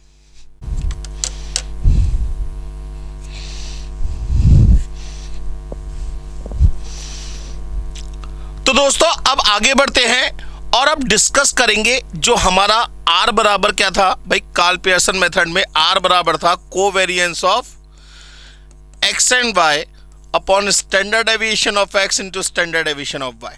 तो सबसे पहले हम जो डिस्कस करने वाले हैं दोस्तों, वो डिस्कस करने वाले हैं कोवेरियंस के बारे में। तो कोवेरियंस के बारे में अगर डिस्कस की बात करें तो सबसे पहले कोवेरियंस होता क्या है इसके बारे में डिस्कशन करेंगे। जरा देखिए, let us discuss about the covariance of any two variables, माने दो वेरिएबल्स के बीच में कोवेरियंस कैसे कैलकुलेट किया जाएगा, कैसे जज किया जाएगा। होता क्या है कोवेरियंस? को का मतलब मैंने आपको पहले ही बताया था कि नहीं, दो चीजों के बीच में। वेरिएंस का मतलब वेरिएशन, माने कोई दो वेरिएबल्स आपस में कैसे वेरिएट हो रहे हैं, कैसे डेविएट हो रहे हैं। तो अगर मैं बात करूं, as we know that variance of x की बात करें तो वेरिएंस ऑफ एक्स क्या होता है भाई? Variance is the square of standard deviation. तो summation x minus x bar का होल स्क्वायर अपॉन n। मतलब अगर मैं इसकी बात करूं तो मैं इसे लिख सकता हूं समीशन x माइनस एक्स बार और इनटू में x माइनस एक्स बार और ब्रैकेट क्लोज और अपॉन में n। यही तो मतलब हुआ। माने भाई x माइनस एक्स बार का होल स्क्वायर कब बना होगा? जब x माइनस एक्स बार को x माइनस एक्स बार से इंटू करेंगे तो जाके ये क्या बनेगा? x माइनस एक्स बार का होल स्क्वायर बनेगा। बिल्कुल सेम वे में अगर वेरिएंस ऑफ y की बात करें तो ये क्या बना? That is equals to summation y minus Y bar into y minus Y bar और अपॉन n। माने it is purely for x था तो हमने दोनों बार जो डेविएशन लिया वो x का उसके रेस्पेक्टिव मीन से लिया। ऐसे ही ये it is purely for y था तो जो हमने दोनों बार डेविएशन लिया वो प्योरली y का लिया, किससे? उसके रेस्पेक्टिव मीन से लिया। अब बात कर रहे हैं कोवेरियंस की, और दो वेरिएबल्स हैं x एंड y, एक वेरिएबल नहीं है। It is purely for x and it is purely for y, जबकि ये क्या है? ये मिक्सअप है x और y का। मतलब यहां डेविएशन तो लेंगे, यहां डेविएशन तो लेंगे, लेकिन किसका? एक बार x का और एक बार y का। मतलब ये क्या हो जाएगा? That is equal to summation x minus x bar y minus Y bar upon n, and that is the formula of covariance of x and y। तो अब आपको याद करने की जरूरत नहीं है। कोवेरियंस का मतलब इट इज द वेरिएंस, लेकिन partially for x and partially for y। यहां पे वेरिएंस ऑफ x था, ये प्योरली फॉर एक्स था, ये प्योरली फॉर वाई था, लेकिन ये क्या है, एक्स और वाई का दोनों का साथ में वेरिएशन है। तो जब प्योरली फॉर एक्स था तो दोनों डेविएशन जो लिए थे वो हमने एक्स से लिए थे, ये प्योरली फॉर वाई था तो जो दोनों डेविएशन लिए थे वो वाई के लिए थे। अब ये एक्स और वाई का, तो एक बार एक्स का डेविएशन और एक बार वाई का डेविएशन, तो ये इसका कोवेरिएंस का क्या होता है, फॉर्मूला होता है सर। अब आपको समझ में आ गया होगा ये फॉर्मूला कहां से आया, बात समझ में आ गई। ये कोई अलग से चीज नहीं है सर, ये कोई अलग से चीज नहीं है, इट इज वेरिएंस, लेकिन partially for x and partially for y. आगे बात करते हैं दोस्तों, again discuss covariance of x y any two variables. देखिए ये जो पिछला वाला था ये डेविएशन फ्रॉम मीन के बिहाफ पे था, अब हम जो बात कर रहे हैं वो एब्सोल्यूट वैल्यू के बिहाफ पे बात कर रहे हैं, बहुत ध्यान समझिएगा। अब हम जो बात करने जा रहे हैं वो एब्सोल्यूट वैल्यू के बिहाफ पे बात करने जा रहे हैं। ये वेरिएंस ऑफ एक्स क्या होता है भाई, variance is the square of standard deviation. अगर स्टैंडर्ड डेविएशन की बात करूंगा तो यहां क्या लग जाएगा, अंडर रूट लग जाएगा, तो अंडर रूट हटा देंगे तो क्या बन जाएगा, वेरिएंस बन जाएगा। बात समझ में आ गई, दोनों बातें एक ही है, अलग से कुछ नहीं है। अब वेरिएंस ऑफ एक्स की बात करें तो that is equal to summation x square upon N minus x bar का होल स्क्वायर, क्योंकि ये एक्स का ही है, it is purely for X. माने इस एक्स स्क्वायर को अगर मैं कहूं तो इस एक्स स्क्वायर को हम क्या लिख सकते हैं बेटा, एक्स इंटू एक्स। ऐसे ही ये जो एक्स बार का होल स्क्वायर है इसका मतलब क्या हुआ, एक्स बार इंटू एक्स बार। बिल्कुल सेम वे में अगर मैं y की बात करूं तो इसका मतलब क्या हुआ, y इंटू वाई, और इसका मतलब क्या हुआ, y bar into y bar. It is purely for x, it is purely for y, लेकिन it is the mixup of x and y, it is the mixup of x and y। माने एक बार x लेंगे और एक बार y लेंगे, तो ये क्या हो जाएगा, summation x y upon n. भाई ये x इंटू एक्स, ये y इंटू वाई, तो ये एक्स वाई अपॉन एन। यहां पे x bar into x bar, यहां y bar into y bar, तो यहां क्या आएगा, x bar into y bar. तो ये जो फॉर्मूला बन गया सर, ये फॉर्मूला बन गया आपका एब्सोल्यूट वैल्यू के लिए। बात समझ में आ गई। तो कोवेरिएंस कोई अलग से चीज नहीं है, मैं बार बार बोल रहा हूं, it is basically the variance partially for x and partially for y. It is purely for x and it is purely for y. But covariance is variance of partially of x and partially of y. बात समझ में आ गई, इसलिए x और y दोनों की बात करते हैं। क्लियर हो गई बात। चलिए आगे बढ़ते हैं, अब हम क्वेश्चन देखते हैं। सर क्वेश्चन क्या है, इफ n इक्वल्स टू 10, माने number of pair of observation आपको 10 दे रखे हैं, and summation x minus x bar and y minus y bar equals to minus 500। इसकी कैलकुलेशन कैसी आ रही है, माइनस 500 आ रही है। आपसे पूछ रहा है कोवेरिएंस ऑफ एक्स वाई बताइए, तो जरा ये बताइए कोवेरिएंस ऑफ एक्स वाई का फॉर्मूला क्या होता है। Sir covariance of x y बराबर होता है summation x minus x bar, एक बार x के लिए डेविएशन एक बार y के लिए डेविएशन अपॉन n। तो भैया x minus x bar y minus Y bar का प्रोडक्ट कितना, माइनस 500। n की वैल्यू कितनी है 10, तो माइनस 500 डिवाइड बाय 10 कितना हो गया, माइनस 50। माने कोवेरिएंस ऑफ एक्स वाई कितना आएगा, माइनस 50। वर्बली कैलकुलेशन है सर, अगर आपको कॉन्सेप्ट समझ में आ गया तो कैलकुलेशन आपकी वर्बली ही होगी, कोई फॉर्मूला याद नहीं करना। बात समझ में आ गई। आगे बढ़ते हैं सर, नेक्स्ट क्वेश्चन की तरफ देखते हैं। If n equals to 10, summation xy equals to 6000, summation x equals to 400, summation y equals to 600, then find covariance of x and y। अब जरा ध्यान से देखिए, it is not the deviation, these are the absolute values। माने यहां पे सम तो है x और y का, जबकि इससे वाले पहले वाले क्वेश्चन में ये जो सम था ये किसका सम था भाई, दो चीजों को माइनस कर रहे थे, माने क्या हुआ, डेविएशन। और ये भी क्या हुआ, डेविएशन। ये डेविएशन ऑफ एक्स है, ये डेविएशन ऑफ वाई है, माने इन दोनों का प्रोडक्ट है। अगर मैं इस पूरे को बाई लैंग्वेज बोलूं तो क्या बोलूंगा, इसे पूरे को बोलेंगे सम। भाई सम तो है किसका, दो डेविएशन के प्रोडक्ट का, sum of product of deviation of x and y from their respective mean. Respective mean का मतलब अगर x लेंगे तो x का मीन और y लेंगे तो y का मीन। बात समझ में आ गई या नहीं है? ठीक है ना। तो यहां पे हम डेविएशन के रिस्पेक्ट में बात कर रहे थे। अब हमारा जो क्वेश्चन आ गया है वो एब्सोल्यूट का क्वेश्चन है। यहां पे किसी टाइप का कोई डेविएशन आपको दिखाई नहीं दे रहा होगा। It is the sum of the product of x and y, it is the sum of x and it is the sum of y। अब एब्सोल्यूट वैल्यू की बात करें तो कोवेरियंस का फॉर्मूला क्या होता था sir? Covariance is equals to क्या होता था? एक बार x एक बार y अपॉन n माइनस एक बार x का मीन एक बार y का मीन। अब हमें x का मीन तो पता नहीं है, हमें तो समीशन x पता है। अगर मैं x के मीन की बात करूं तो x का मीन क्या होगा भाई? x बार इक्वल्स टू क्या होगा? समीशन x अपॉन n, माने 400 अपॉन 10 40। y बार क्या होगा? समीशन y अपॉन n, माने 600 अपॉन 10 60। अब समीशन एक्स वाई आपको पता ही है, तीनों वैल्यू यहां लगा दीजिए, कोवेरियंस ऑफ एक्स वाई अपने आप निकल जाएगा। कितना आ गया?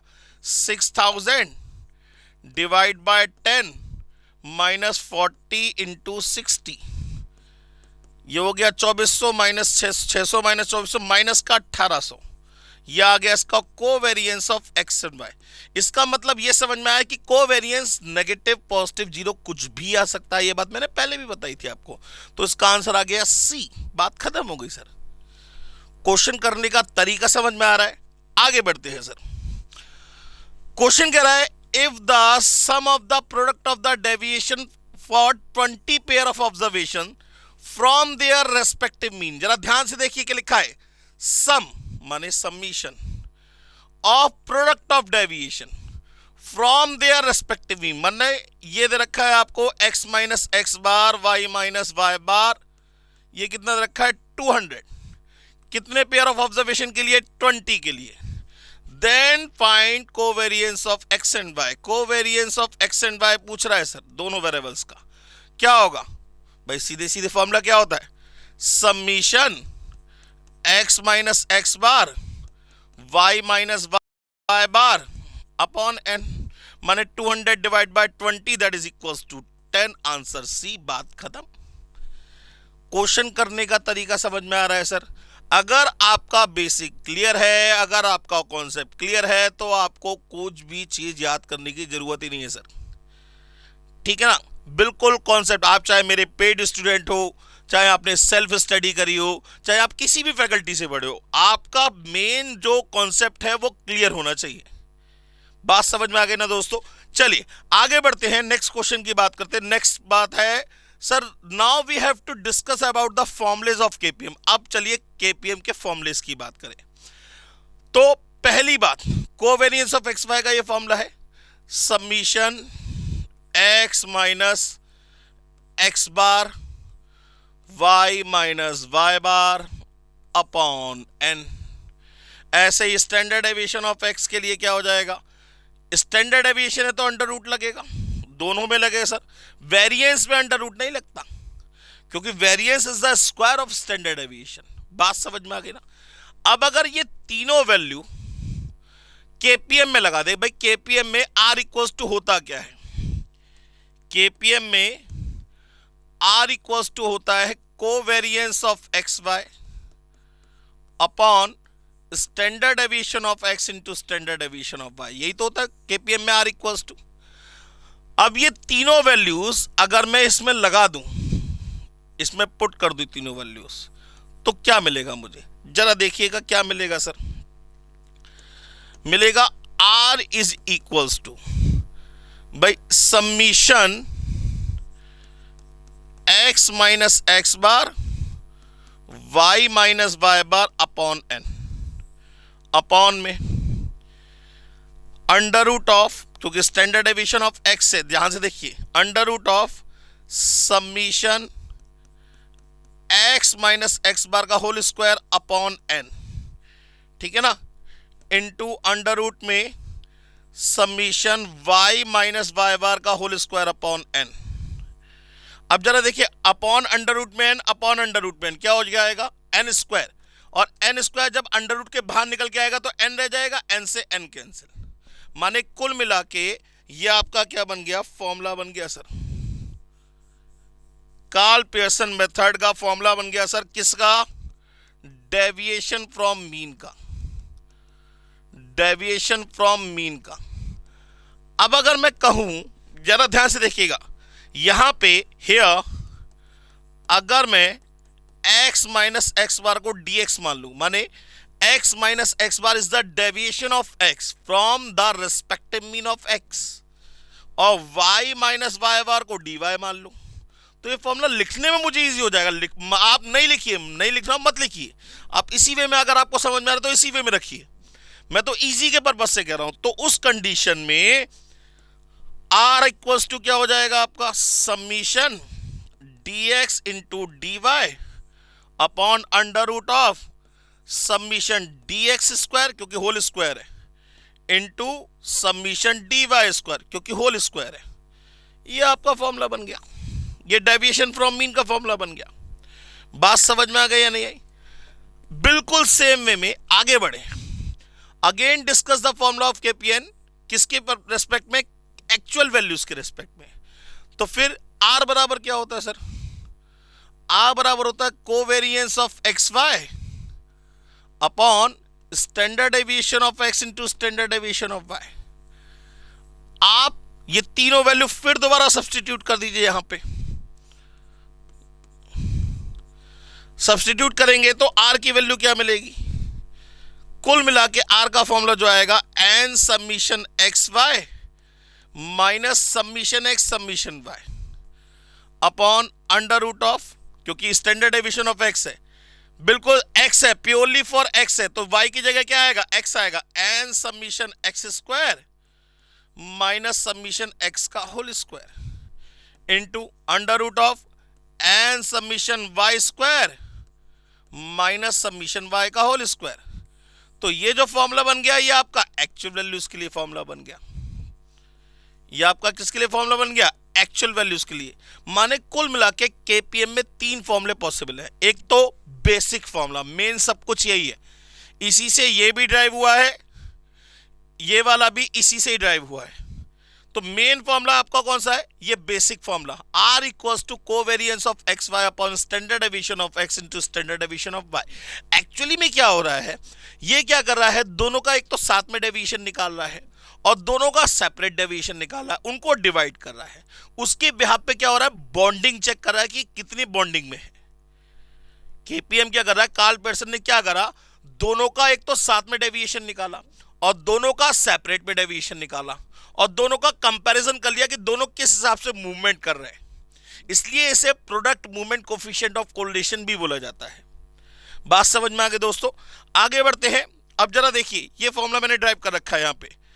तो finally we got all formulas. Basic formula r equals to covariance of x y into upon में standard deviation of x into standard deviation of y।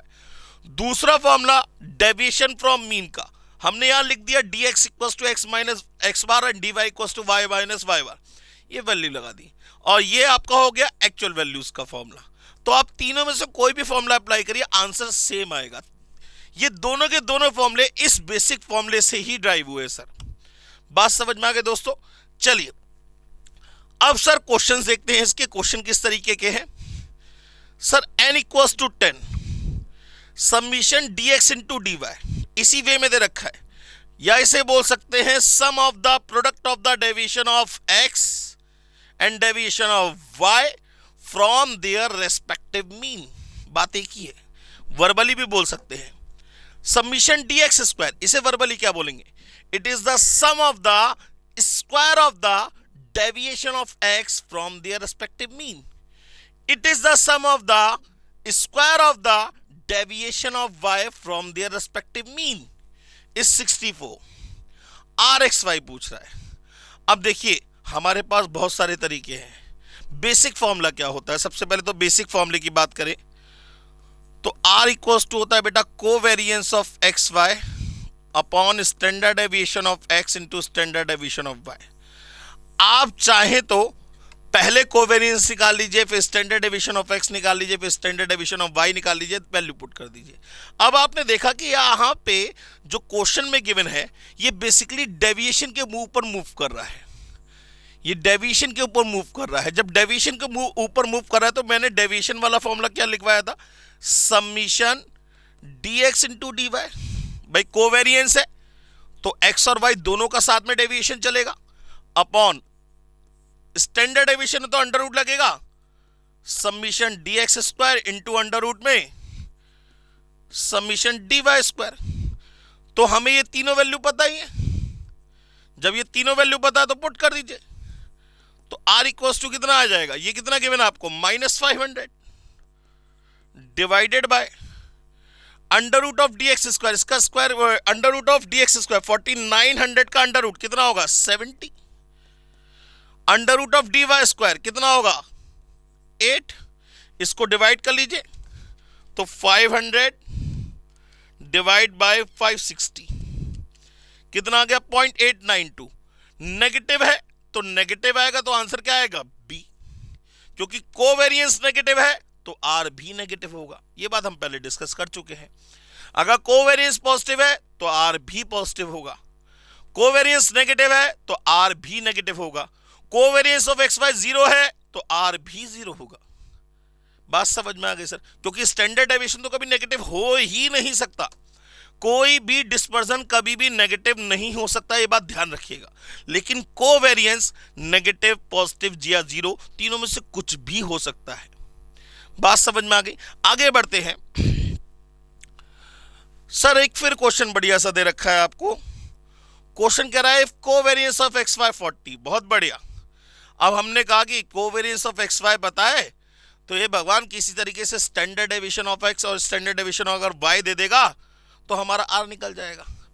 अब इसने कहा फॉर 10 पेयर ऑफ ऑब्जर्वेशन, माने ये किसकी वैल्यू हो गई, एन की वैल्यू हो गई, and summation d x square is 640 and the variance of y is 25। बहुत बढ़िया सर, वेरिएंस ऑफ वाई 25 है, तो जब वेरिएंस ऑफ वाई 25 है तो स्टैंडर्ड डेविएशन ऑफ वाई कितना होगा 5 होगा।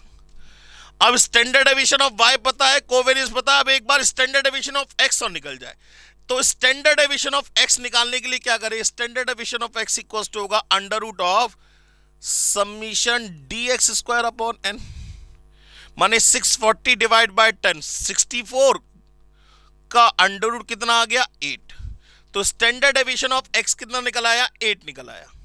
स्टैंडर्ड डेविएशन ऑफ एक्स 8 है, स्टैंडर्ड डेविएशन ऑफ वाई 5 है, तो कोवेरियंस 40 है, तो आर बराबर क्या होता है सर, आर बराबर होता है covariance of x y upon standard deviation of x into standard deviation of y, माने 40 upon standard deviation of x है 8, स्टैंडर्ड डेविएशन ऑफ वाई है 5, जय श्री राम, कितना आ गया 1, माने आर की वैल्यू +1 आ गई। जब आर की वैल्यू +1 आ गई इसका मतलब क्या होगा, there exist a perfect positive correlation between the variables, perfect positive correlation between the variables. बात समझ में आ गई या नहीं आई, क्लियर हो गई बात। भाई covariance of x y positive था तो आर तो पॉजिटिव आना ही आना है, आर तो पॉजिटिव आएगा ही आएगा। बात क्लियर हो गई दोस्तों। चलिए नेक्स्ट क्वेश्चन की बात करते हैं। सर अब ये वर्ड प्रॉब्लम में दे रखा है, ध्यान से देखिएगा, वो कह रहा है फॉर 20 पेयर ऑफ ऑब्जर्वेशन, माने ये n की वैल्यू 20 हो गई सर, n की वैल्यू 20 हो गई, n की वैल्यू 20, ठीक। अच्छा, द सम ऑफ द, ध्यान से देखिएगा, the sum of the product of the deviation from their respective mean is -500। अब एक बात बताइए, sum of the product of the deviation from their respective mean का मतलब क्या हुआ, ये दे रखा है आपको summation dx into dy, where dx equals to x minus x bar and dy equals to y minus y bar। ये कितना गिवन है आपको -500। अब देखा जाए ये वेरिएंस के लिए हो गया, तो वेरिएंस हमारा कितना निकल आएगा भाई, इसको अगर n से डिवाइड कर दे तो हमारा कोवेरियंस निकल जाएगा, कितना आ जाएगा 500 डिवाइड बाय 20 माइनस का 25 निकल आएगा, हमारा कोवेरियंस तो बहुत आसानी से निकल जाएगा। ये कह रहा है रुक जाओ, and the sum of the square deviation from arithmetic mean of x and the sum of the square deviation from arithmetic mean of y are 8100 and 4900 respectively. माने summation dx square 8100, summation dy square 4900. वो कह रहा है then find the coefficient of correlation. तो बेटा जी एक बात बताओ, क्या n की वैल्यू का यूज रह गया? नहीं रह गया. ये तो डायरेक्ट फॉर्मूला होता है. क्या होता है फॉर्मूला? r इक्वल्स टू क्या होता है? Summation dx into dy upon under root of summation dx square into under root of summation dy square. तो r इक्वल्स टू कितना आ गया? -500. 8100 का अंडर रूट कितना होगा? 90. 4900 का अंडर रूट कितना होगा? 70. -5/63. जरा चेक करते हैं. 5 डिवाइड बाय 63 0.079 माइनस का 0.079 का मतलब अप्रॉक्स में माइनस का 0.08 हो गया. तो आंसर ए हो गया. करने का तरीका समझ में आ रहा है सर? क्वेश्चन इसी तरीके का आपको पेपर में मिलेंगे. वो बड़े बड़े क्वेश्चन जो आप टेबल वाले सोच रहे हैं वो पेपर में नहीं आएंगे. क्वेश्चन ऐसे आएंगे जिसमें सब कुछ गिवन होगा, लेकिन आपको लगेगा यार क्वेश्चन कुछ अजीब ही है. बात समझ में आ रही है ना? चलिए नेक्स्ट क्वेश्चन की बात करते हैं. क्वेश्चन कह रहा है if covariance between two variables is same as the product of the standard deviation of both variables. माने ये कह रहा है covariance between two variables is same as the product of the standard deviation of both variables. माने standard deviation of x into standard deviation of y, but opposite in sign. माने ये बराबर तो है लेकिन दोनों के बीच में किसका डिफरेंस है? माइनस साइन का डिफरेंस है. ये डिफरेंस है. अब वो कह रहा है देन देयर एग्जिस्ट क्या होगा? Perfect positive correlation, perfect negative correlation, uncorrelated any value between -1 to +1. अब हमें पता है r बराबर क्या होता है? Covariance of x y upon standard deviation of x into standard deviation of y. अब ये दोनों बराबर हैं लेकिन साइन अपोजिट है, तो कट के क्या आएगा सरकार? -1 आएगा. भाई अगर फर्ज करूं मैं इसकी वैल्यू k मान लूं, ठीक है ना, तो ये भी k होना चाहिए. माने ये अगर -k है तो ये कितना होगा? k होगा. तभी तो दोनों साइन में वैल्यू में बराबर है लेकिन साइन में अपोजिट है. तो -k अपॉन k करेंगे तो कितना आएगा? -1. अब r की वैल्यू -1 का मतलब क्या हुआ? There exist a perfect negative correlation between the variables. Answer b. Question करने का तरीका समझ में आ रहा है सर? पैटर्न समझ में आ रहा है ना? क्वेश्चन इसके बाहर आपको कुछ नहीं मिलेगा. 100% श्योरिटी कुछ नहीं मिलेगा. आगे बढ़ते हैं सर. अब important note sir, important note की बात क्या कह रहा है? In KPM the coefficient of correlation is not affected due to change of origin. माने ओरिजिन का कोई फर्क नहीं पड़ेगा. ओरिजिन का मतलब अगर कोई सेट ऑफ ऑब्जर्वेशन है उसमें आप कोई पर्टिकुलर क्वांटिटी जोड़ देंगे या घटा देंगे, कोरिलेशन कहता है मेरे पे कोई फर्क नहीं पड़ना. मेरे पे कोई फर्क नहीं पड़ना. क्यों? क्योंकि भाई कोरिलेशन जो निकाला गया है वो निकाला गया है ऑन बिहाफ ऑफ डेविएशन, और डेविएशन में माने डिस्पर्जन पे ओरिजिन का कोई फर्क नहीं पड़ता. याद होगा अगर मैं बात करूं डिस्पर्जन की, तो डिस्पर्जन पे ओरिजिन का कभी भी कोई फर्क नहीं पड़ता. किसका फर्क पड़ता है? स्केल का. किसका फर्क पड़ता है? स्केल का. तो ये भी कह रहा है but affected due to change of scale. माने कोरिलेशन पे ओरिजिन का तो कोई फर्क नहीं पड़ेगा, फर्क किसका पड़ेगा? स्केल का. स्केल में भी सिर्फ साइन का. ऐसा क्यों? अभी बताऊंगा. ये देखिए दोनों दे रखे ना, मैं अभी आपको समझाऊंगा ऐसा क्यों. ये भी बात कर लेते हैं. भाई अगर मैं बात करूं r इक्वल्स टू होता है covariance of x y upon standard deviation of x into standard deviation of y. ये होता है ना r इक्वल्स टू. अब ओरिजिन का तो कोई फर्क पड़ना नहीं. किसका फर्क पड़ना है? स्केल का. स्टैंडर्ड डेविएशन क्या कभी नेगेटिव हो सकता है? Never be negative. क्या ये कभी नेगेटिव हो सकता है? नेवर भी नेगेटिव। लेकिन ये नेगेटिव पॉजिटिव दोनों हो सकता है। अब मान लीजिए x को आपने चेंज करा u में और y को चेंज करा v में। ओरिजिन का तो कोई फर्क पड़ना ही नहीं है। इसका स्केल कुछ भी हो, स्केल ऑफ x की बात करें, और इसका स्केल को हमने बोल दिया स्केल ऑफ y। अब अगर मैं चेंज करूंगा तो इस स्टैंडर्ड डेविएशन में फर्क पड़ेगा, माने इसके स्केल पे फर्क आएगा, स्केल ऑफ x। इसके स्टैंडर्ड डेविएशन में फर्क पड़ेगा, माने इसके स्केल का ही फर्क पड़ेगा, स्केल ऑफ y।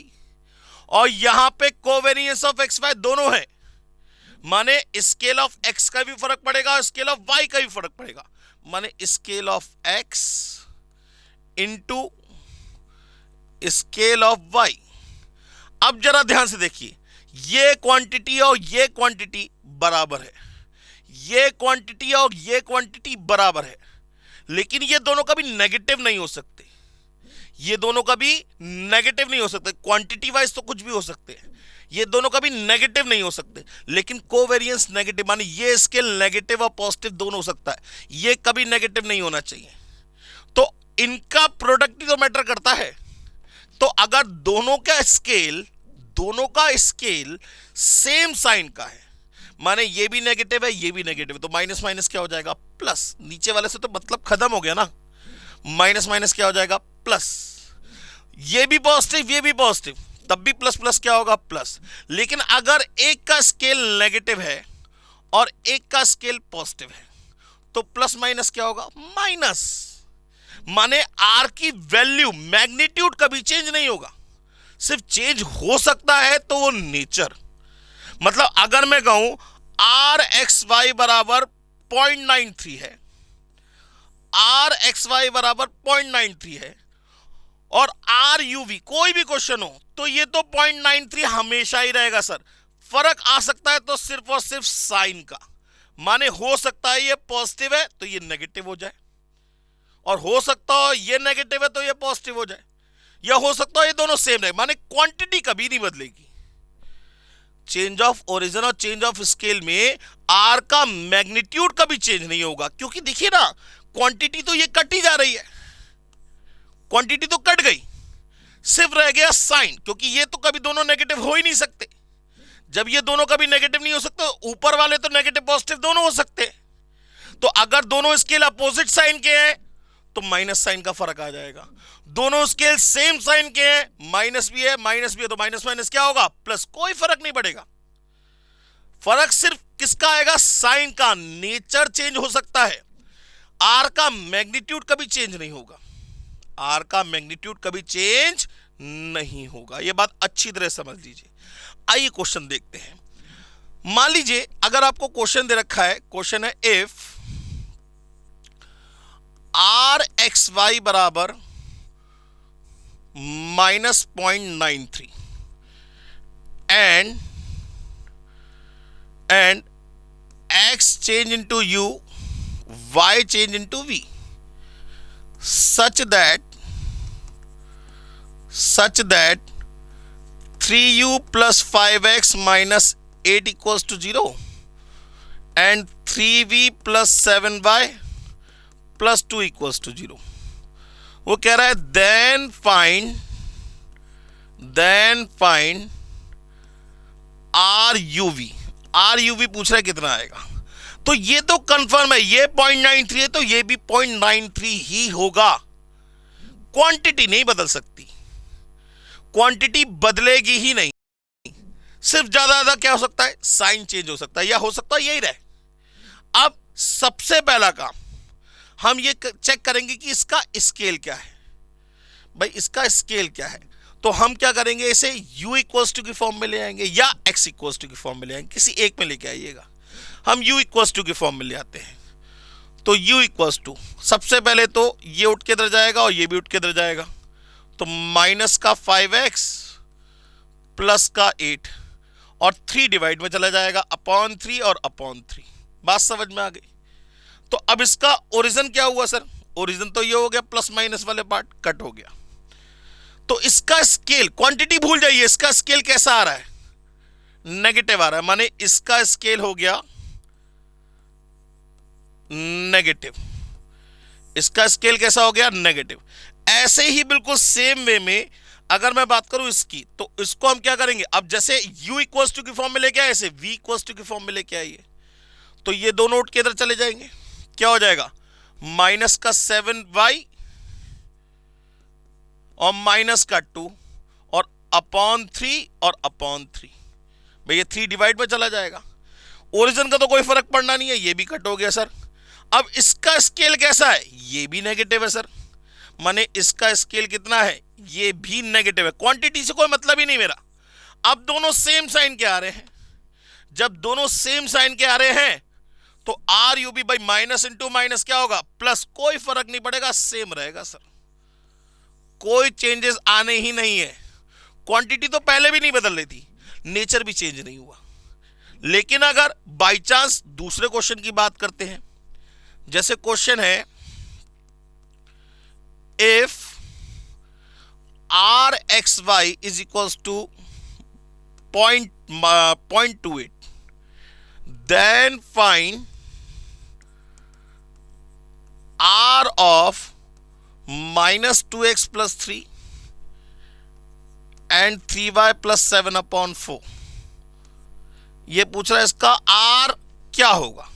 अब मतलब देखा जाए, ये जो दे रखा है आपको u दे रखा है, ये क्या दे रखा है u, और ये क्या दे रखा है आपको v।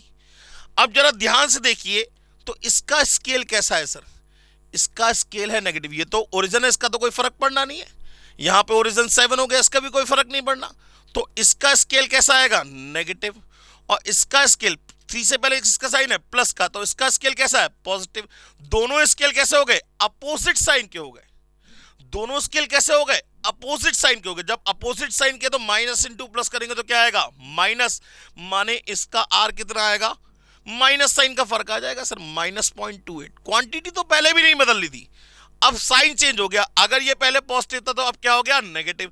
अगर ये पहले नेगेटिव होता तो अब क्या हो जाता, पॉजिटिव। बस बात खत्म, इतना ही करना है, इससे ज्यादा कुछ नहीं करना है।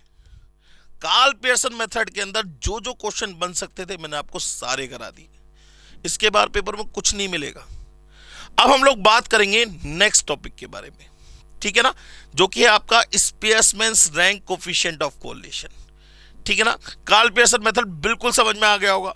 इस वीडियो को आराम से देखिएगा, वीडियो को लाइक करिएगा, शेयर करिएगा, कमेंट करिएगा, ताकि मैं आपके लिए और अच्छी अच्छी वीडियोस लाता रहूं, ठीक है ना। आपको बहुत मजा आएगा इसको करने में, इसके बाहर आपको कुछ नहीं मिलने वाला, कुछ भी नहीं, 100% श्योरिटी, कुछ नहीं आएगा इसके बाहर, जो है सब कुछ यही है। बात समझ में आ गई दोस्तों, चलिए पहले नोट डाउन कर लीजिए। तो दोस्तों अब हम लोग बात करते हैं थर्ड मेथड की, जिसमें हम कोरिलेशन निकालेंगे बाय यूजिंग द रैंक्स। मतलब बहुत सिंपल सा सर मेथड है। पहला मेथड था स्कैटर डायग्राम। स्कैटर डायग्राम में हमने क्या करा था, बाय यूजिंग द डायग्राम हम क्या करते थे, कैलकुलेट करते थे कि दो वेरिएबल्स आपस में रिलेटेड है या नहीं है, और रिलेटेड है तो कैसे रिलेटेड है। दूसरा मेथड क्या था सर, दूसरा मेथड था Karl Pearson method. Karl Pearson sir बहुत इजी था। सबसे इंपॉर्टेंट बात कार्ल पियर्सन में क्या थी कि कार्ल पियर्सन मेथड जो था वो सिर्फ एप्लीकेबल था लीनियर रिलेशनशिप के लिए। अगर आप कार्ल पियर्सन मेथड को कर्विलिनियर रिलेशनशिप के लिए अप्लाई करेंगे तो वो एप्लीकेबल नहीं था, ठीक है ना। तीसरा method sir स्पीयरमैन्स rank coefficient of correlation. आपको इसमें एक वर्ड दिखाई दे रहा होगा, इसमें आपको एक वर्ड दिखाई दे रहा होगा, ये रैंक। मतलब सर समझ में आ गया। On behalf of the ranks हम क्या करेंगे, यहां पे दो वेरिएबल्स के बीच में चेक करेंगे कि बॉन्डिंग है या नहीं है। हालांकि यूज हमें डेविएशन का ही करना पड़ेगा। यूज हमें किसका करना पड़ेगा, डेविएशन का। डेविएशन में स्क्वायर डेविएशन का। तो यहां जो स्क्वायर डेविएशन लेंगे वो रैंक्स के बीच का लेंगे। माने किसका लेंगे, रैंक्स के बीच का। रैंक्स माने वेरिएबल की रैंक। बात समझ में आ गई। तो स्पीयरमैन्स रैंक कोफिशिएंट ऑफ कोरिलेशन, इसकी शॉर्ट फॉर्म हो गई sir SRCC, स्पीयरमैन्स rank coefficient of correlation. इसमें क्या होता है, ये यूज कब किया जाएगा सर, सबसे पहला क्वेश्चन तो ये आता है कि ये यूज कब किया जाएगा। सर ये यूज तब किया जाएगा जब दो वेरिएबल्स आपके एट्रीब्यूट होंगे। एट्रीब्यूट का मतलब क्वालिटी की बात होती है। जैसे आपने देखा होगा बहुत सारे रियलिटी शोज होते हैं जहां डांस परफॉर्मेंस होती है या सिंगिंग होती है, तो उसमें जो जजेस मार्क्स देते हैं वो आपकी क्वालिटी को मार्क्स देते हैं। जैसे अगर मान लीजिए सिंगिंग कंपटीशन है तो वो देखते हैं कि आपके सुर कैसे लग रहे हैं, आप क्रेज बना पा रहे हैं पब्लिक के बीच में या नहीं, ऑडियंस को देख पा रहे हैं, ऑडियंस आपको नोटिस कर रही है या नहीं कर रही है, आपके सुर सही लग रहे हैं नहीं लग रहे हैं। माने वहां पे जो कोलेशन बनाया जाएगा वो बनाया जाएगा on behalf of your attributes. तो जब कभी भी when the given two variables are attribute, attribute का मतलब क्वालिटी की बात हो गई, जब कभी भी दो वेरिएबल्स जो हों वो एट्रीब्यूट की फॉर्म में होंगे, या फिर हम ये डिस्कस करेंगे कि कोई दो जजेस आपस में कितना एग्री कर रहे हैं या कितना डिसएग्री कर रहे हैं। एग्रीमेंट का मतलब पॉजिटिव कोरिलेशन और डिसएग्रीमेंट का मतलब नेगेटिव कोरिलेशन। तो दो जजेस, जैसे मेरी और आपकी बात हो गई, मान लीजिए मैं पढ़ा रहा हूं, आप और आपके दोस्त ने जज किया, मैं पढ़ा रहा हूं, आपने कहा सर अच्छा पढ़ाते हैं, आपका दोस्त बोला नहीं सर अच्छा नहीं पढ़ाते, बिल्कुल बेकार पढ़ाते हैं। तो ये क्या हो गया, डिसएग्रीमेंट हो गया। आपने जिस चीज को अच्छा समझा आपके दोस्त ने भी उस चीज को अच्छा समझा, तो इसका मतलब क्या हो गया, एग्रीमेंट हो गया। तो कोई दो जज आपस में कितना एग्री कर रहे हैं या कितना डिसएग्री कर रहे हैं, अगर ये बात करेंगे, या फिर गिवन वेरिएबल्स क्या हो, एट्रीब्यूट की फॉर्म में हो, तो हम हमेशा किसका यूज करेंगे, SRCC का यूज करेंगे। Then we use always SRC। It is based on the square deviation of the ranks of the given two variables. माने ये क्या करेंगे, इसमें इस मेथड के अंदर हमें जो भी वेरिएबल्स दे रखे होंगे उनको हम रैंक्स देंगे और उनके रैंक्स का क्या निकालेंगे, स्क्वायर डेविएशन निकालेंगे। उनके रैंक्स का क्या निकालेंगे, स्क्वायर डेविएशन निकालेंगे और उसके बिहाफ पे जज करेंगे कि दोनों वेरिएबल्स के बीच में रिलेशन है या नहीं है, या दो जज आपस में एक दूसरे से कितना एग्री हो रहे हैं या फिर कितना डिसएग्री हो रहे हैं। बात समझ में आ गई। तो अब हम लोग आगे बढ़ते हैं इसमें फटाफट से। In SRCC we always give the ranks to the variables. हम क्या करेंगे, हमेशा वेरिएबल्स जो भी हमें गिवन होंगे उनको रैंक्स देंगे on behalf of their magnitude. Magnitude का मतलब देखिए दो तरीके हैं, या तो आप सबसे बड़े से शुरुआत कर सकते हैं कि सबसे बड़े नंबर को फर्स्ट रैंक, फिर छोटे को सेकंड रैंक, फिर थर्ड रैंक, फिर फोर्थ रैंक, या फिर आप ये भी कर सकते हैं कि सबसे छोटे से शुरुआत करें।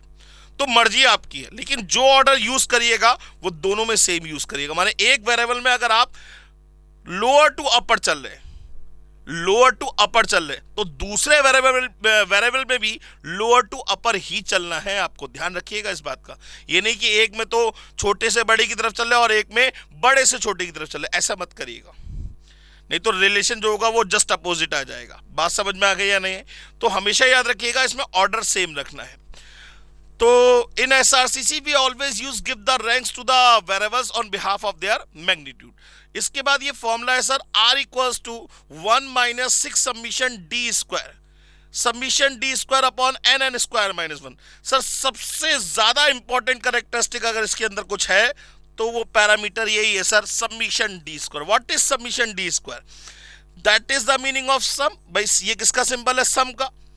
D का मतलब डेविएशन और ये तो स्क्वायर है ही, तो sum of squares of difference of the ranks of the given two variables. माने आपको क्या करना है, जो भी वेरिएबल दे रखे हैं उनको रैंक्स देनी है और उनकी रैंक्स के डिफरेंस का स्क्वायर करके उन सबको जोड़ देना है। अब आपको सुनने में बड़ा अजीब सा लग रहा होगा कि सर ये क्या बोल रहे हैं हम। आइए सीधे सीधे क्वेश्चन लेके चलते हैं, अपने आप समझ में आ जाएगा। मान लीजिए x और y दे रखा है और आपसे कहा गया बाय यूजिंग SRCC या बाय यूजिंग रैंक्स मेथड आपको यहां पता करना है कि x और y के बीच में कोई रिलेशन है या नहीं है, एग्रीमेंट है या नहीं है। बात समझ में आ गई या नहीं? तो हम क्या करेंगे, सबसे पहले रैंक x को देंगे। अब रैंक देने का तरीका पुराना, भाई क्या करेंगे, सबसे छोटे नंबर से शुरुआत करें या सबसे बड़े से? सर सबसे बड़े से करते हैं। ठीक है सर, सबसे बड़े नंबर से शुरुआत करेंगे। तो सबसे बड़ा नंबर x में कौन सा है, 20, ये फर्स्ट रैंक। फिर उससे छोटा 15 second rank, 12 third rank, 4th 5th 6th 7th 8th। अरे सर ये तो बहुत इजी सा लग रहा है। बिल्कुल, मैंने क्वेश्चन बनाया भी इसी तरीके से। अब हम देंगे rank of second variable RY। हाँ जी सर, जरा देना शुरू करिए। यहां पे सबसे बड़ा नंबर, सर ये ढूंढना पड़ेगा आपको, क्वेश्चन कोई जरूरी नहीं है ऐसा ही आए, क्वेश्चन कुछ भी आ सकता है। ये तो मैंने क्वेश्चन जानबूझ के इजी बनाया है सर, मेरी मेहनत है ना, मुझे तो इजी इजी करने क्वेश्चन की आदत है। तो सबसे बड़ा number sir 29, first rank, second rank, third rank, fourth rank, fifth rank, six rank, seventh rank, eighth rank. वैसे तो मुझे साफ साफ दिख रहा है कि ये दोनों एक दूसरे को परफेक्ट डिसएग्री कर रहे हैं। इसने जो सबसे छोटे नंबर को क्या करा है, सबसे बड़ी रैंक दी है, और इसने सबसे बड़े नंबर को सबसे छोटी रैंक दी है। परफेक्ट डिसएग्रीमेंट है, अभी चेक करेंगे सर, बात की बात है। ये रैंक दे दिया आपने, कोई भी रैंक बने उससे कोई मतलब नहीं, जो भी रैंक्स होंगी उनका हमें रैंक देनी ही पड़ेगी। इसके बाद अब हमें क्या करना है, अब हमें मुद्दे वाला काम करना है सर। हमें क्या निकालना था, डिफरेंस का स्क्वायर, माने r x minus r y का होल स्क्वायर। क्या हो जाएगा ये 49, ये कितना हो गया 25 भाई, 8 माइनस 1 करेंगे 7, 7 का स्क्वायर 49, 7 माइनस 2 करेंगे 5, 5 का स्क्वायर 25। माने हमने क्या करा, रैंक्स का डिफरेंस का स्क्वायर लिया, जो हम कह रहे थे। 6 माइनस 3 9, वो 6 माइनस 3 3 का स्क्वायर 9, 5 माइनस 4 1 का स्क्वायर 1, 1 9 और 25 और ये भी 49। माने समीशन डी स्क्वायर कितना आ गया, ये हो गया सर 50 और 75, 84 2 जा 168, ये आ गया सर। अब कुछ नहीं करना, अब क्या करना है सर, अब सीधे सीधे फॉर्मूला लगाएंगे। आर इक्वल टू क्या होगा 1 माइनस 6 समीशन डी स्क्वायर कितना 168 अपॉन एन कितना है, कितने पेयर ऑफ ऑब्जर्वेशन है सर 8 है, 8 into 8 square minus 1, 8 square minus 1 कितना आएगा 63। काटा पीटी शुरू, 1 जा 2 जा 1 जा 21 1 जा 3 जा 3 2 जा। आर इक्वल टू क्या आ गया 1 माइनस 2 का मतलब कितना आ गया -1। मैंने आपसे पहले ही बोल दिया कि ये एक परफेक्ट डिसएग्रीमेंट है, माने यहां पे दोनों की सोच जस्ट अपोजिट चल रही है। अगर जजेस की बात करें तो दोनों एक दूसरे के जस्ट अपोजिट सोचते हैं। ये एक परफेक्ट डिसएग्रीमेंट है भाई। आर की वैल्यू -1 2 + 1 कुछ भी हो सकती है, लेकिन हमें यह समझ में आ गया कि एसआरसीसी माने स्पियर्समैन्स रैंक कोफिशिएंट ऑफ कोलिशन सिर्फ एक चीज पे बेस्ड है, किस पे, इस समीशन डी स्क्वायर पे। अगर यह पता लग गया तो एसआरसीसी में कुछ नहीं बचा, सारा खेल इस समीशन डी स्क्वायर का है। किसी तरीके से यह कैलकुलेट हो जाए, चाहे कुछ भी हो जाए, ठीक है ना। आगे बढ़ते हैं सर। अब ये कह रहा है इन केस ऑफ टाई, हालांकि बेटा जी देखो टाई वाला क्वेश्चन पेपर में नहीं आएगा, मैं फिर बता रहा हूं, बड़े बड़े क्वेश्चन पेपर में नहीं आएंगे। मैं आपसे पहले बता के चल रहा हूं, क्वेश्चन आता है भाई, पेपर आपका ऑब्जेक्टिव है तो ऑब्जेक्टिव के हिसाब से तैयारी करिए। कॉन्सेप्ट पूछा जाता है क्वेश्चन के अंदर, जिससे आपको वो क्वेश्चन ये पूछता है कि आपको नॉलेज है या नहीं है, आपका दिमाग कितनी तेजी से काम कर रहा है, आपके कॉन्सेप्ट के ऊपर बात करता है, ठीक है ना। आपकी चालाकी नहीं देखना चाहता, वो आपके कॉन्सेप्ट को देखना चाहता है। ध्यान से देखिएगा, in case of tie between the ranks of the variable, अगर बहुत सारी रैंक्स के बीच में टाई हो जाए, जैसे ये वाला क्वेश्चन है, मान लीजिए फर्ज करिए मैं इसको चेंज कर देता हूं और यहां पे मैं लिख देता हूं 29, ये 4, ये 12 और ये भी 12, ठीक है ना। ये तो 12 है ही, और यहां पे 4 है, 7 है, 6 है, चलो ठीक है, ठीक है। अब ये टाई हो गया, अब यहां रैंक्स के बीच में क्या कर दिया हमने, टाई कर दिया। अब क्या करेंगे सर, कुछ नहीं करना होता, ध्यान से पढ़िएगा जरा क्या लिखा हुआ है। ये कह रहा है पहला step, we give ranks on the basis of the average of the ranks of the tie of the ranks. माने जिन जिन वेरिएबल्स के बीच में टाई हुआ है, जिन जिन रैंक्स के बीच में टाई हुआ है, उनका एवरेज निकालिए और जो भी वेरिएबल है उनको दे दीजिए। मतलब जैसे अगर हम बात करें, यहां पे हम फर्स्ट रैंक देने जाएंगे तो फर्स्ट रैंक किसको देंगे 20 को, सेकंड रैंक, ये रैंक ऑफ एक्स की बात कर रहा हूं, सेकंड रैंक किसे देंगे सर, सेकंड रैंक देंगे 15 को। अब जरा ध्यान से देखिए, थर्ड रैंक और फोर्थ रैंक के बीच में टाई हुआ, किसके किसके बीच में टाई हुआ, थर्ड और फोर्थ के बीच में। थर्ड रैंक और फोर्थ रैंक का क्या करेंगे, एवरेज निकाल लेंगे।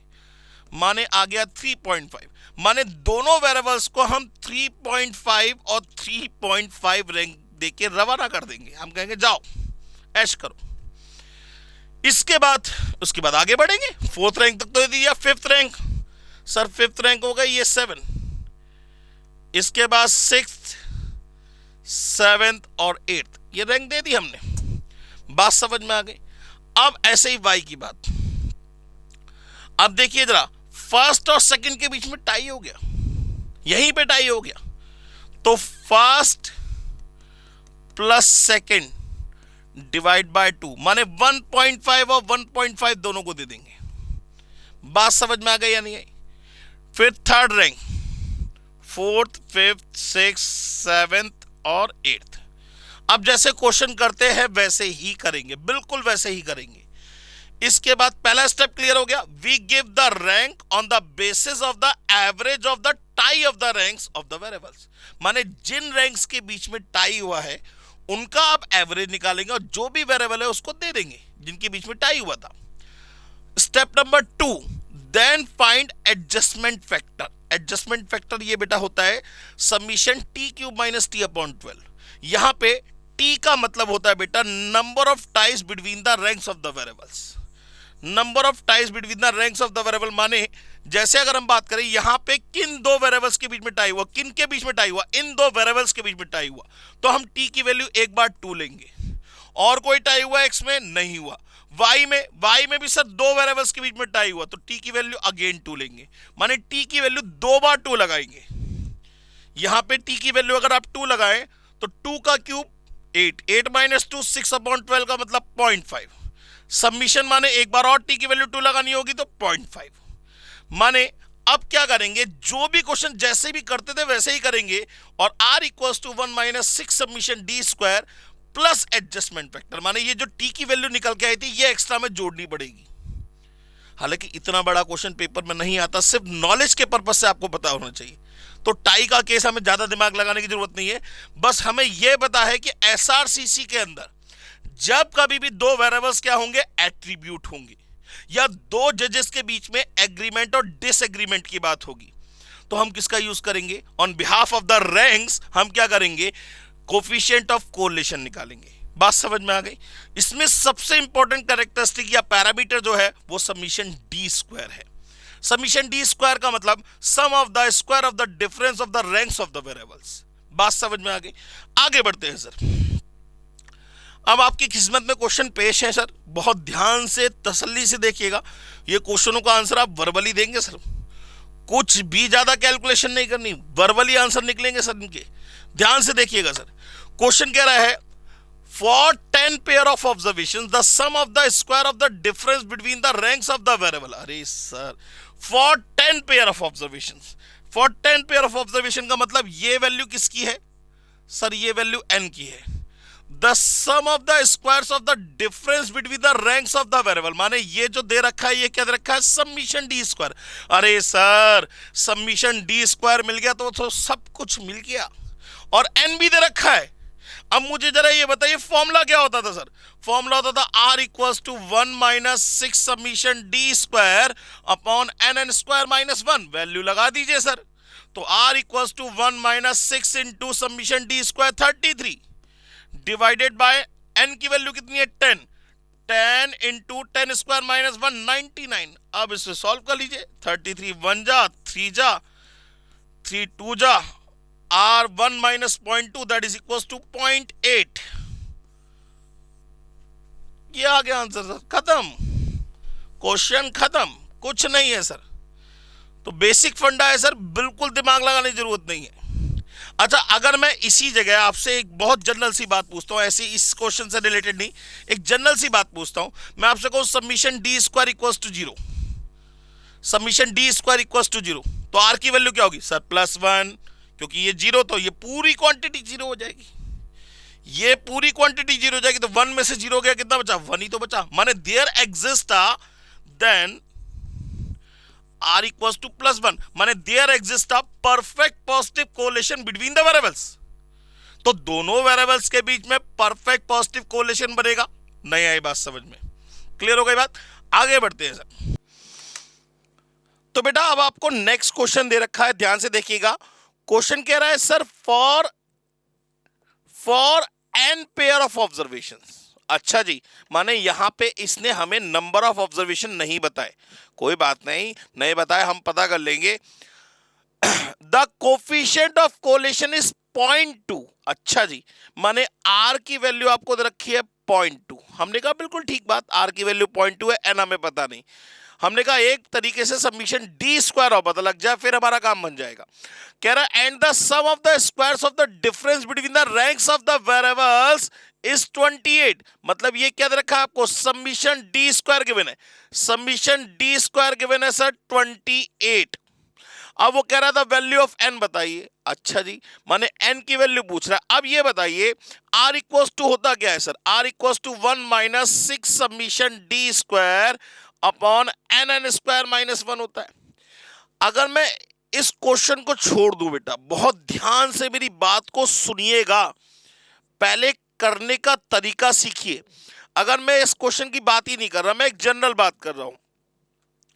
आपके पास यहां पे अगर मैं बात करूं तो ये एक पूरी क्वांटिटी है, ये पूरी क्वांटिटी नेगेटिव है, दिख रहा है, इससे पहले माइनस का साइन लगा हुआ है। तो अगर मैं इस क्वांटिटी को उठा के इस साइड में लेके जाऊं और इस आर को उठा के इस साइड में लेके जाऊं तो मेरे को क्या मिलेगा, मेरे को मिलेगा सर ये नेगेटिव वाली क्वांटिटी, ये पूरी नेगेटिव है ना, ये माइनस साइन साथ में, तो ये नेगेटिव क्वांटिटी इक्वल के इधर साइड में जाके क्या हो जाएगी, पॉजिटिव हो जाएगी। नेगेटिव क्वांटिटी इक्वल के अदर साइड में जाके क्या हो जाएगी, पॉजिटिव हो जाएगी। माने 6 summation D square upon n n square minus 1 is equal to 1 minus R. ये हमेशा याद रखिएगा, इससे बहुत फायदा होने वाला है सर, इससे बहुत फायदा होगा। माने 6 summation D square upon n n square minus 1, ये नेगेटिव था इधर जाके पॉजिटिव हो गया, और ये आर पॉजिटिव था इधर जाके क्या हो गया, नेगेटिव हो गया। अब जरा देखिए आर की वैल्यू 0.2, तो 1 में से 0.2 गया, कितना बचा सर 0.8। 6 सबमिशन डी स्क्वायर कितना है 28 upon n n square minus 1। तो मैं चाहूं तो जरा ध्यान से देखिएगा, मैं इन दोनों को आपस में इंटरचेंज कर सकता हूं। तो क्या मिलेगा मुझे सर, मुझे मिलेगा n n square minus 1 is equal to 6 into 28 upon 0.8। Point हटाया, जीरो बढ़ाया, ये 2 जा, ये 7 जा, 230 जा, माने n n square minus 1 equal to 210। अब क्या करेंगे, अब कुछ नहीं करेंगे सर, ये एन की वैल्यू दे रखी है ना, ऑप्शन दे रखे, जब ऑप्शन दे रखे तो put the value get the answer. ये काम आप चाहे तो यहां पे डायरेक्टली भी कर सकते थे भाई, एन की वैल्यू लगा के यहीं पे देखते आप, तो जिसकी कैलकुलेशन पे क्या आ जाए 0.8 आ जाए वही आपका आंसर होगा। जिसकी कैलकुलेशन पे क्या आ जाए 0.8, तो एन की वैल्यू 6 लगाने पे, जरा लगाइए, 9 लगाएंगे तो कितना आएगा, 9 लगाइए तो कितना आएगा, जरा कैलकुलेट करते हैं फटाफट से।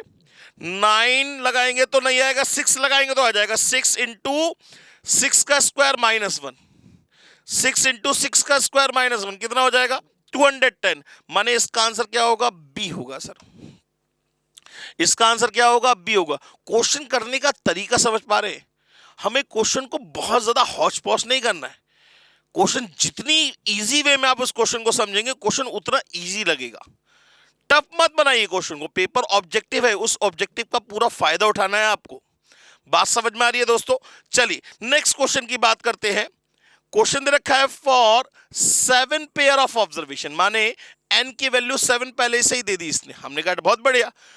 The ranks coefficient of correlation is minus 0.56। अच्छा जी, माने एन की वैल्यू 7 और आर की वैल्यू माइनस का 0.56। हमने कहा ठीक है। वो कह रहा है find the sum of the square of the difference between the ranks of the variable, माने सबमिशन डी स्क्वायर पूछ रहा है। अब आप बताइए, अभी मैंने आपको सिखाया था क्या, 6 summation D square, 6 summation D square upon n n square minus 1 किसके बराबर होगा, ये 1 माइनस आर के बराबर होगा। अब आर पता है ये नेगेटिव है, तो माइनस माइनस क्या हो जाएगा प्लस, माने ये हो जाएगा 1.56। एन हमें पता है कितना है 7 है, तो 7 इंटू 48 और ये 6 सबमिशन डी स्क्वायर, ये 8 जा कट गया, माने सबमिशन डी स्क्वायर की वैल्यू कितनी हो गई 1.56 इंटू 56। इसको सॉल्व आउट कर लीजिए, आपका आंसर पता लग जाएगा कौन सा आंसर ठीक है। बात समझ में आ रही है सर? क्वेश्चन करने का तरीका समझ में आ रहा है? ये हो जाएगा 56 बन जा, मतलब 524 के आसपास आएगा आंसर। बात समझ में आ गई सर? आप कैलकुलेटर पे करेंगे एग्जैक्ट आंसर मिलेगा आपको, कोई दिक्कत वाली बात नहीं है। बात क्वेश्चन करने का तरीका समझ में आ रहा है या नहीं आ रहा है, कैसे क्वेश्चन को ट्रीट करना है। अब हम बात करते हैं इसके लास्ट क्वेश्चन की। सर क्वेश्चन कह रहा है for 10 pair of observations the ranks coefficient of correlation is 0.6 minus 0.6, माने आर की वैल्यू -0.6 है, तो 6 समीशन डी स्क्वायर अपॉन कितने पेयर ऑफ ऑब्जर्वेशन है 10, माने 990, क्योंकि n into n square minus 1, 10 into 99 990, that is equal to 1 minus minus plus R, माने 1.6। तो समीशन डी स्क्वायर की वैल्यू निकल आई 1.6 इंटू 990 डिवाइड बाय 6। ये कैलकुलेटर पे कर सकते हैं सर आप। तो ये कितना आएगा सर? कैलकुलेटर पे कैलकुलेट कर लीजिए फटाफट से। 1.6 into 990 divide by 6।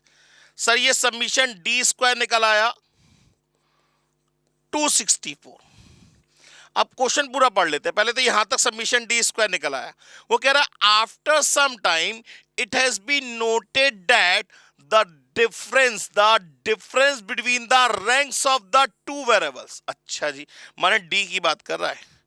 Was wrongly taken as 2। अच्छा जी, माने रॉन्गली हमने इसे क्या कर लिया, 2 ले लिया इंस्टेड ऑफ 4, माने सही जो था, राइट जो था वो 4 था। माने ये जो समीशन डी स्क्वायर निकल के आया ये इनकरेक्ट है। ये समीशन डी स्क्वायर क्या है? इनकरेक्ट है। तो जो आर गिवन था ये आर भी क्या है? इनकरेक्ट है। आपसे पूछ रहा है करेक्ट आर बताओ, यही पूछेगा सर। अर्थमेटिक मीन में भी इसके बहुत सारे क्वेश्चंस करते थे, है ना, स्टैंडर्ड डेविएशन में भी करे हैं, बिल्कुल सेम वे में। तो ये जो समीशन डी स्क्वायर है, डी स्क्वायर, इसमें से क्या करे, इसका स्क्वायर माइनस कर दे और उसका स्क्वायर ऐड कर दे। भाई जो गलती है उसे माइनस कर दे और जो सही है उसे ऐड कर दे। माने 2 का स्क्वायर, क्योंकि डी नहीं है, डी का स्क्वायर है ये। माने हमने क्या करा, -2 का स्क्वायर कितना हो गया 4 और +2 का स्क्वायर कितना हो गया 16। माने करेक्ट समीशन डी स्क्वायर कितना निकल आया 276। अरे सर अब तो कुछ बचा ही नहीं। करेक्ट समीशन डी स्क्वायर ये है, एन तो पुराना ही काम करेगा। आर की वैल्यू निकाल लीजिए, 1 माइनस 6 इंटू 276 अपॉन 990, कैलकुलेटर पे कर लीजिए। 6 इंटू 276 डिवाइड बाय 990 और जो निकल के आया उसमें से -1, हालांकि 1 में से माइनस कर दो तो ये आंसर आएगा माइनस का 0.672। तो आंसर हो गया बी। बात समझ में आ गई सर? करने का तरीका समझ में आया? इसमें एक जरूरी बात और भी है सर, ये याद रखिएगा कि हमेशा समीशन डी की वैल्यू 0 आएगी। ये पेपर में क्वेश्चन बहुत पूछा जाता है। The sum of the difference of the ranks of the both variable is always equal to 0। आप चाहे करके देख लीजिएगा। तो कुल मिला के यहां पे आपका एसआरसीसी का टॉपिक भी खत्म होता है। अब इसमें 2 बातें ज्यादा इंपॉर्टेंट है सर। पहली बात, कोफिशिएंट ऑफ डिटर्मिनेशन, मैंने इसलिए इसका नोट लिखे नहीं। कोफिशिएंट ऑफ डिटर्मिनेशन की बात करें, that is always equals to R square. Coefficient of determination that is always equals to R square. माने आप कितना डिटरमाइन कर सकते हैं? भाई जितनी अच्छी बॉन्डिंग होगी आपका डिटर्मिनेशन उतना ही ज्यादा अच्छा होगा, और जितनी खराब बॉन्डिंग होगी आपका डिटर्मिनेशन भी उतना ही बेकार होगा। मतलब अगर मैं आपसे पूछूं coefficient of non determination, coefficient of non determination, तो ये किसके बराबर होगा sir? That is always equal to 1 minus R square. भाई परसेंटेज वाइज देखे तो 100% में से भाई किसी काम को करने के तरीके 60%, तो ना करने के तरीके 40%, 100 में से माइनस करेंगे। बिल्कुल सेम वे में कोफिशिएंट ऑफ डिटर्मिनेशन है आर स्क्वायर, तो कोफिशिएंट ऑफ नॉन डिटर्मिनेशन किसके बराबर होगा? 1 माइनस आर स्क्वायर। बात समझ में आ गई। तीसरी बात, probable error. Probable error, probable error equals to होता है बेटा 0.6745 इंटू में 1 minus R square upon root n. अब आपको समझ में आ रहा होगा, ये जो 1 माइनस आर स्क्वायर है ना, ये वाला 1 माइनस आर स्क्वायर, ये 1 माइनस आर स्क्वायर, ये क्या है? ये कोफिशिएंट ऑफ नॉन डिटर्मिनेशन है, ठीक है ना। तो ये कोफिशिएंट ऑफ नॉन डिटर्मिनेशन है। तो प्रोबेबल एरर कभी भी पूछेगा तो आर की वैल्यू अगर पता है, उस कंडीशन में आपको एन भी गिवन होगा, माने number of pair of observation भी गिवन होंगे, तब जाके प्रोबेबल एरर पूछेगा। तो ये 3 में से एक क्वेश्चन आपको पेपर में 100% मिलने वाला है। 100% मिलेगा ही मिलेगा सर, गारंटी इस बात की। तो एक कुल मिला के क्या हो गया, आपका एसआरसीसी का टॉपिक आपका यहां पे क्लोज हो गया, ठीक है ना दोस्तों। तो कुल मिला के आपको पेपर में से इससे बाहर कुछ नहीं मिलेगा सर, कुछ भी नहीं मिलेगा, गारंटी है मेरी तरफ से। आप इन कॉन्सेप्ट को ध्यान से पढ़िए, एक बार नहीं 2 बार रिवाइज करिए। ज्यादा बड़ी वीडियो नहीं बनाई है मैंने, एक एक कॉन्सेप्ट को आपको बताया, एक एक क्वेश्चन जो पॉसिबल हो सकते हैं पेपर के अंदर, वो सारे क्वेश्चन कवर कराए, ठीक है ना। तो बिल्कुल टेंशन मत लीजिए, इसको चैप्टर को पढ़िए, और अगर आपको ये वीडियो पसंद आई हो तो लाइक करिए, कमेंट करिए और शेयर करिए, और हमारे साथ बने रहिए ताकि हम आपको आगे के 1 शॉट रिवीजन भी दे सके। और पेपर में डरने की जरूरत नहीं है बिल्कुल बेटा, बिल्कुल भी टेंशन मत लीजिए, ठीक है ना। चलिए आज के लिए थैंक यू वेरी मच दोस्तों। हेलो बच्चों, कैसे हैं आप? मैं CA संतोष कुमार। मैंने और मेरी टीम ने डिसाइड किया कि जो क्वालिटी एजुकेशन मैं और मेरी टीम एक पर्टिकुलर एरिया में प्रोवाइड कर रहे हैं, उसको पूरे देश में क्यों न फैलाया जाए at the reasonable cost, under the brand name of COC education private limited. मेरे बच्चों, इस सक्सेस को हमने पाया, कॉमर्स के स्टूडेंट्स किसी भी कोर्स के हो, वो पूरे ऑल ओवर इंडिया में बैठ के हमारे कोर्सेज से बेनिफिट ले रहे हैं या ले चुके हैं। हमें जो दूसरों से अलग करता है वो है हमारा डेली डाउट सेशन। हमारा जो एकेडमिक इंस्ट्रक्टर टीम है, आपके कॉन्टिन्यूस आपके ग्रोथ पे वो नजर बनाए रखता है और आपको कॉन्टिन्यूस बेसिस पे मोटिवेट करना आपको स्टडी के लिए। मेरे बच्चों, कुछ रिव्यूज पूरे ऑल ओवर इंडिया से आए हैं, मैं चाहता हूं कि वो आपसे शेयर करूं। This is Komal Mishra of class 11. I am Rishik, preparing for CA Foundation. Hello, my name is Vanshika and I'm doing CA Intermediate. Ayaz from Bihar, the student of COC since class 11th and now in Foundation. I have purchased my CMA intermediate classes from CSC Education. Hi everybody, this is Rahul. I am currently pursuing the CMA finals. मैंने YouTube पर पहली बार संतोष sir का class देखा, उनके पढ़ाने का तरीका मुझे बहुत ही पसंद आया। Very thankful to Santosh sir. He is really a very nice teacher. अगर मैं संतोष सर के टीचिंग स्टाइल के बारे में बात करूँ तो आपको महसूस ही नहीं होगा कि आप वीडियो क्लासेस में बैठे हो, आप लाइव क्लासेस में बैठे हो। Santosh sir has cleared all my doubts and he gives a very तगड़ा concept over accountancy. Thanks to COC, my concepts are pretty clear, my doubts get clear right away and I'm even able to score a good mark. इसलिए मैं संतोष sir का दिल से thank you so much कहना चाहता हूँ। आइए आप भी हमारे साथ ज्वाइन करें और सक्सेस के पाथ पे आप भी हमारे साथ अपने सपनों को पूरा करें। थैंक यू बच्चों।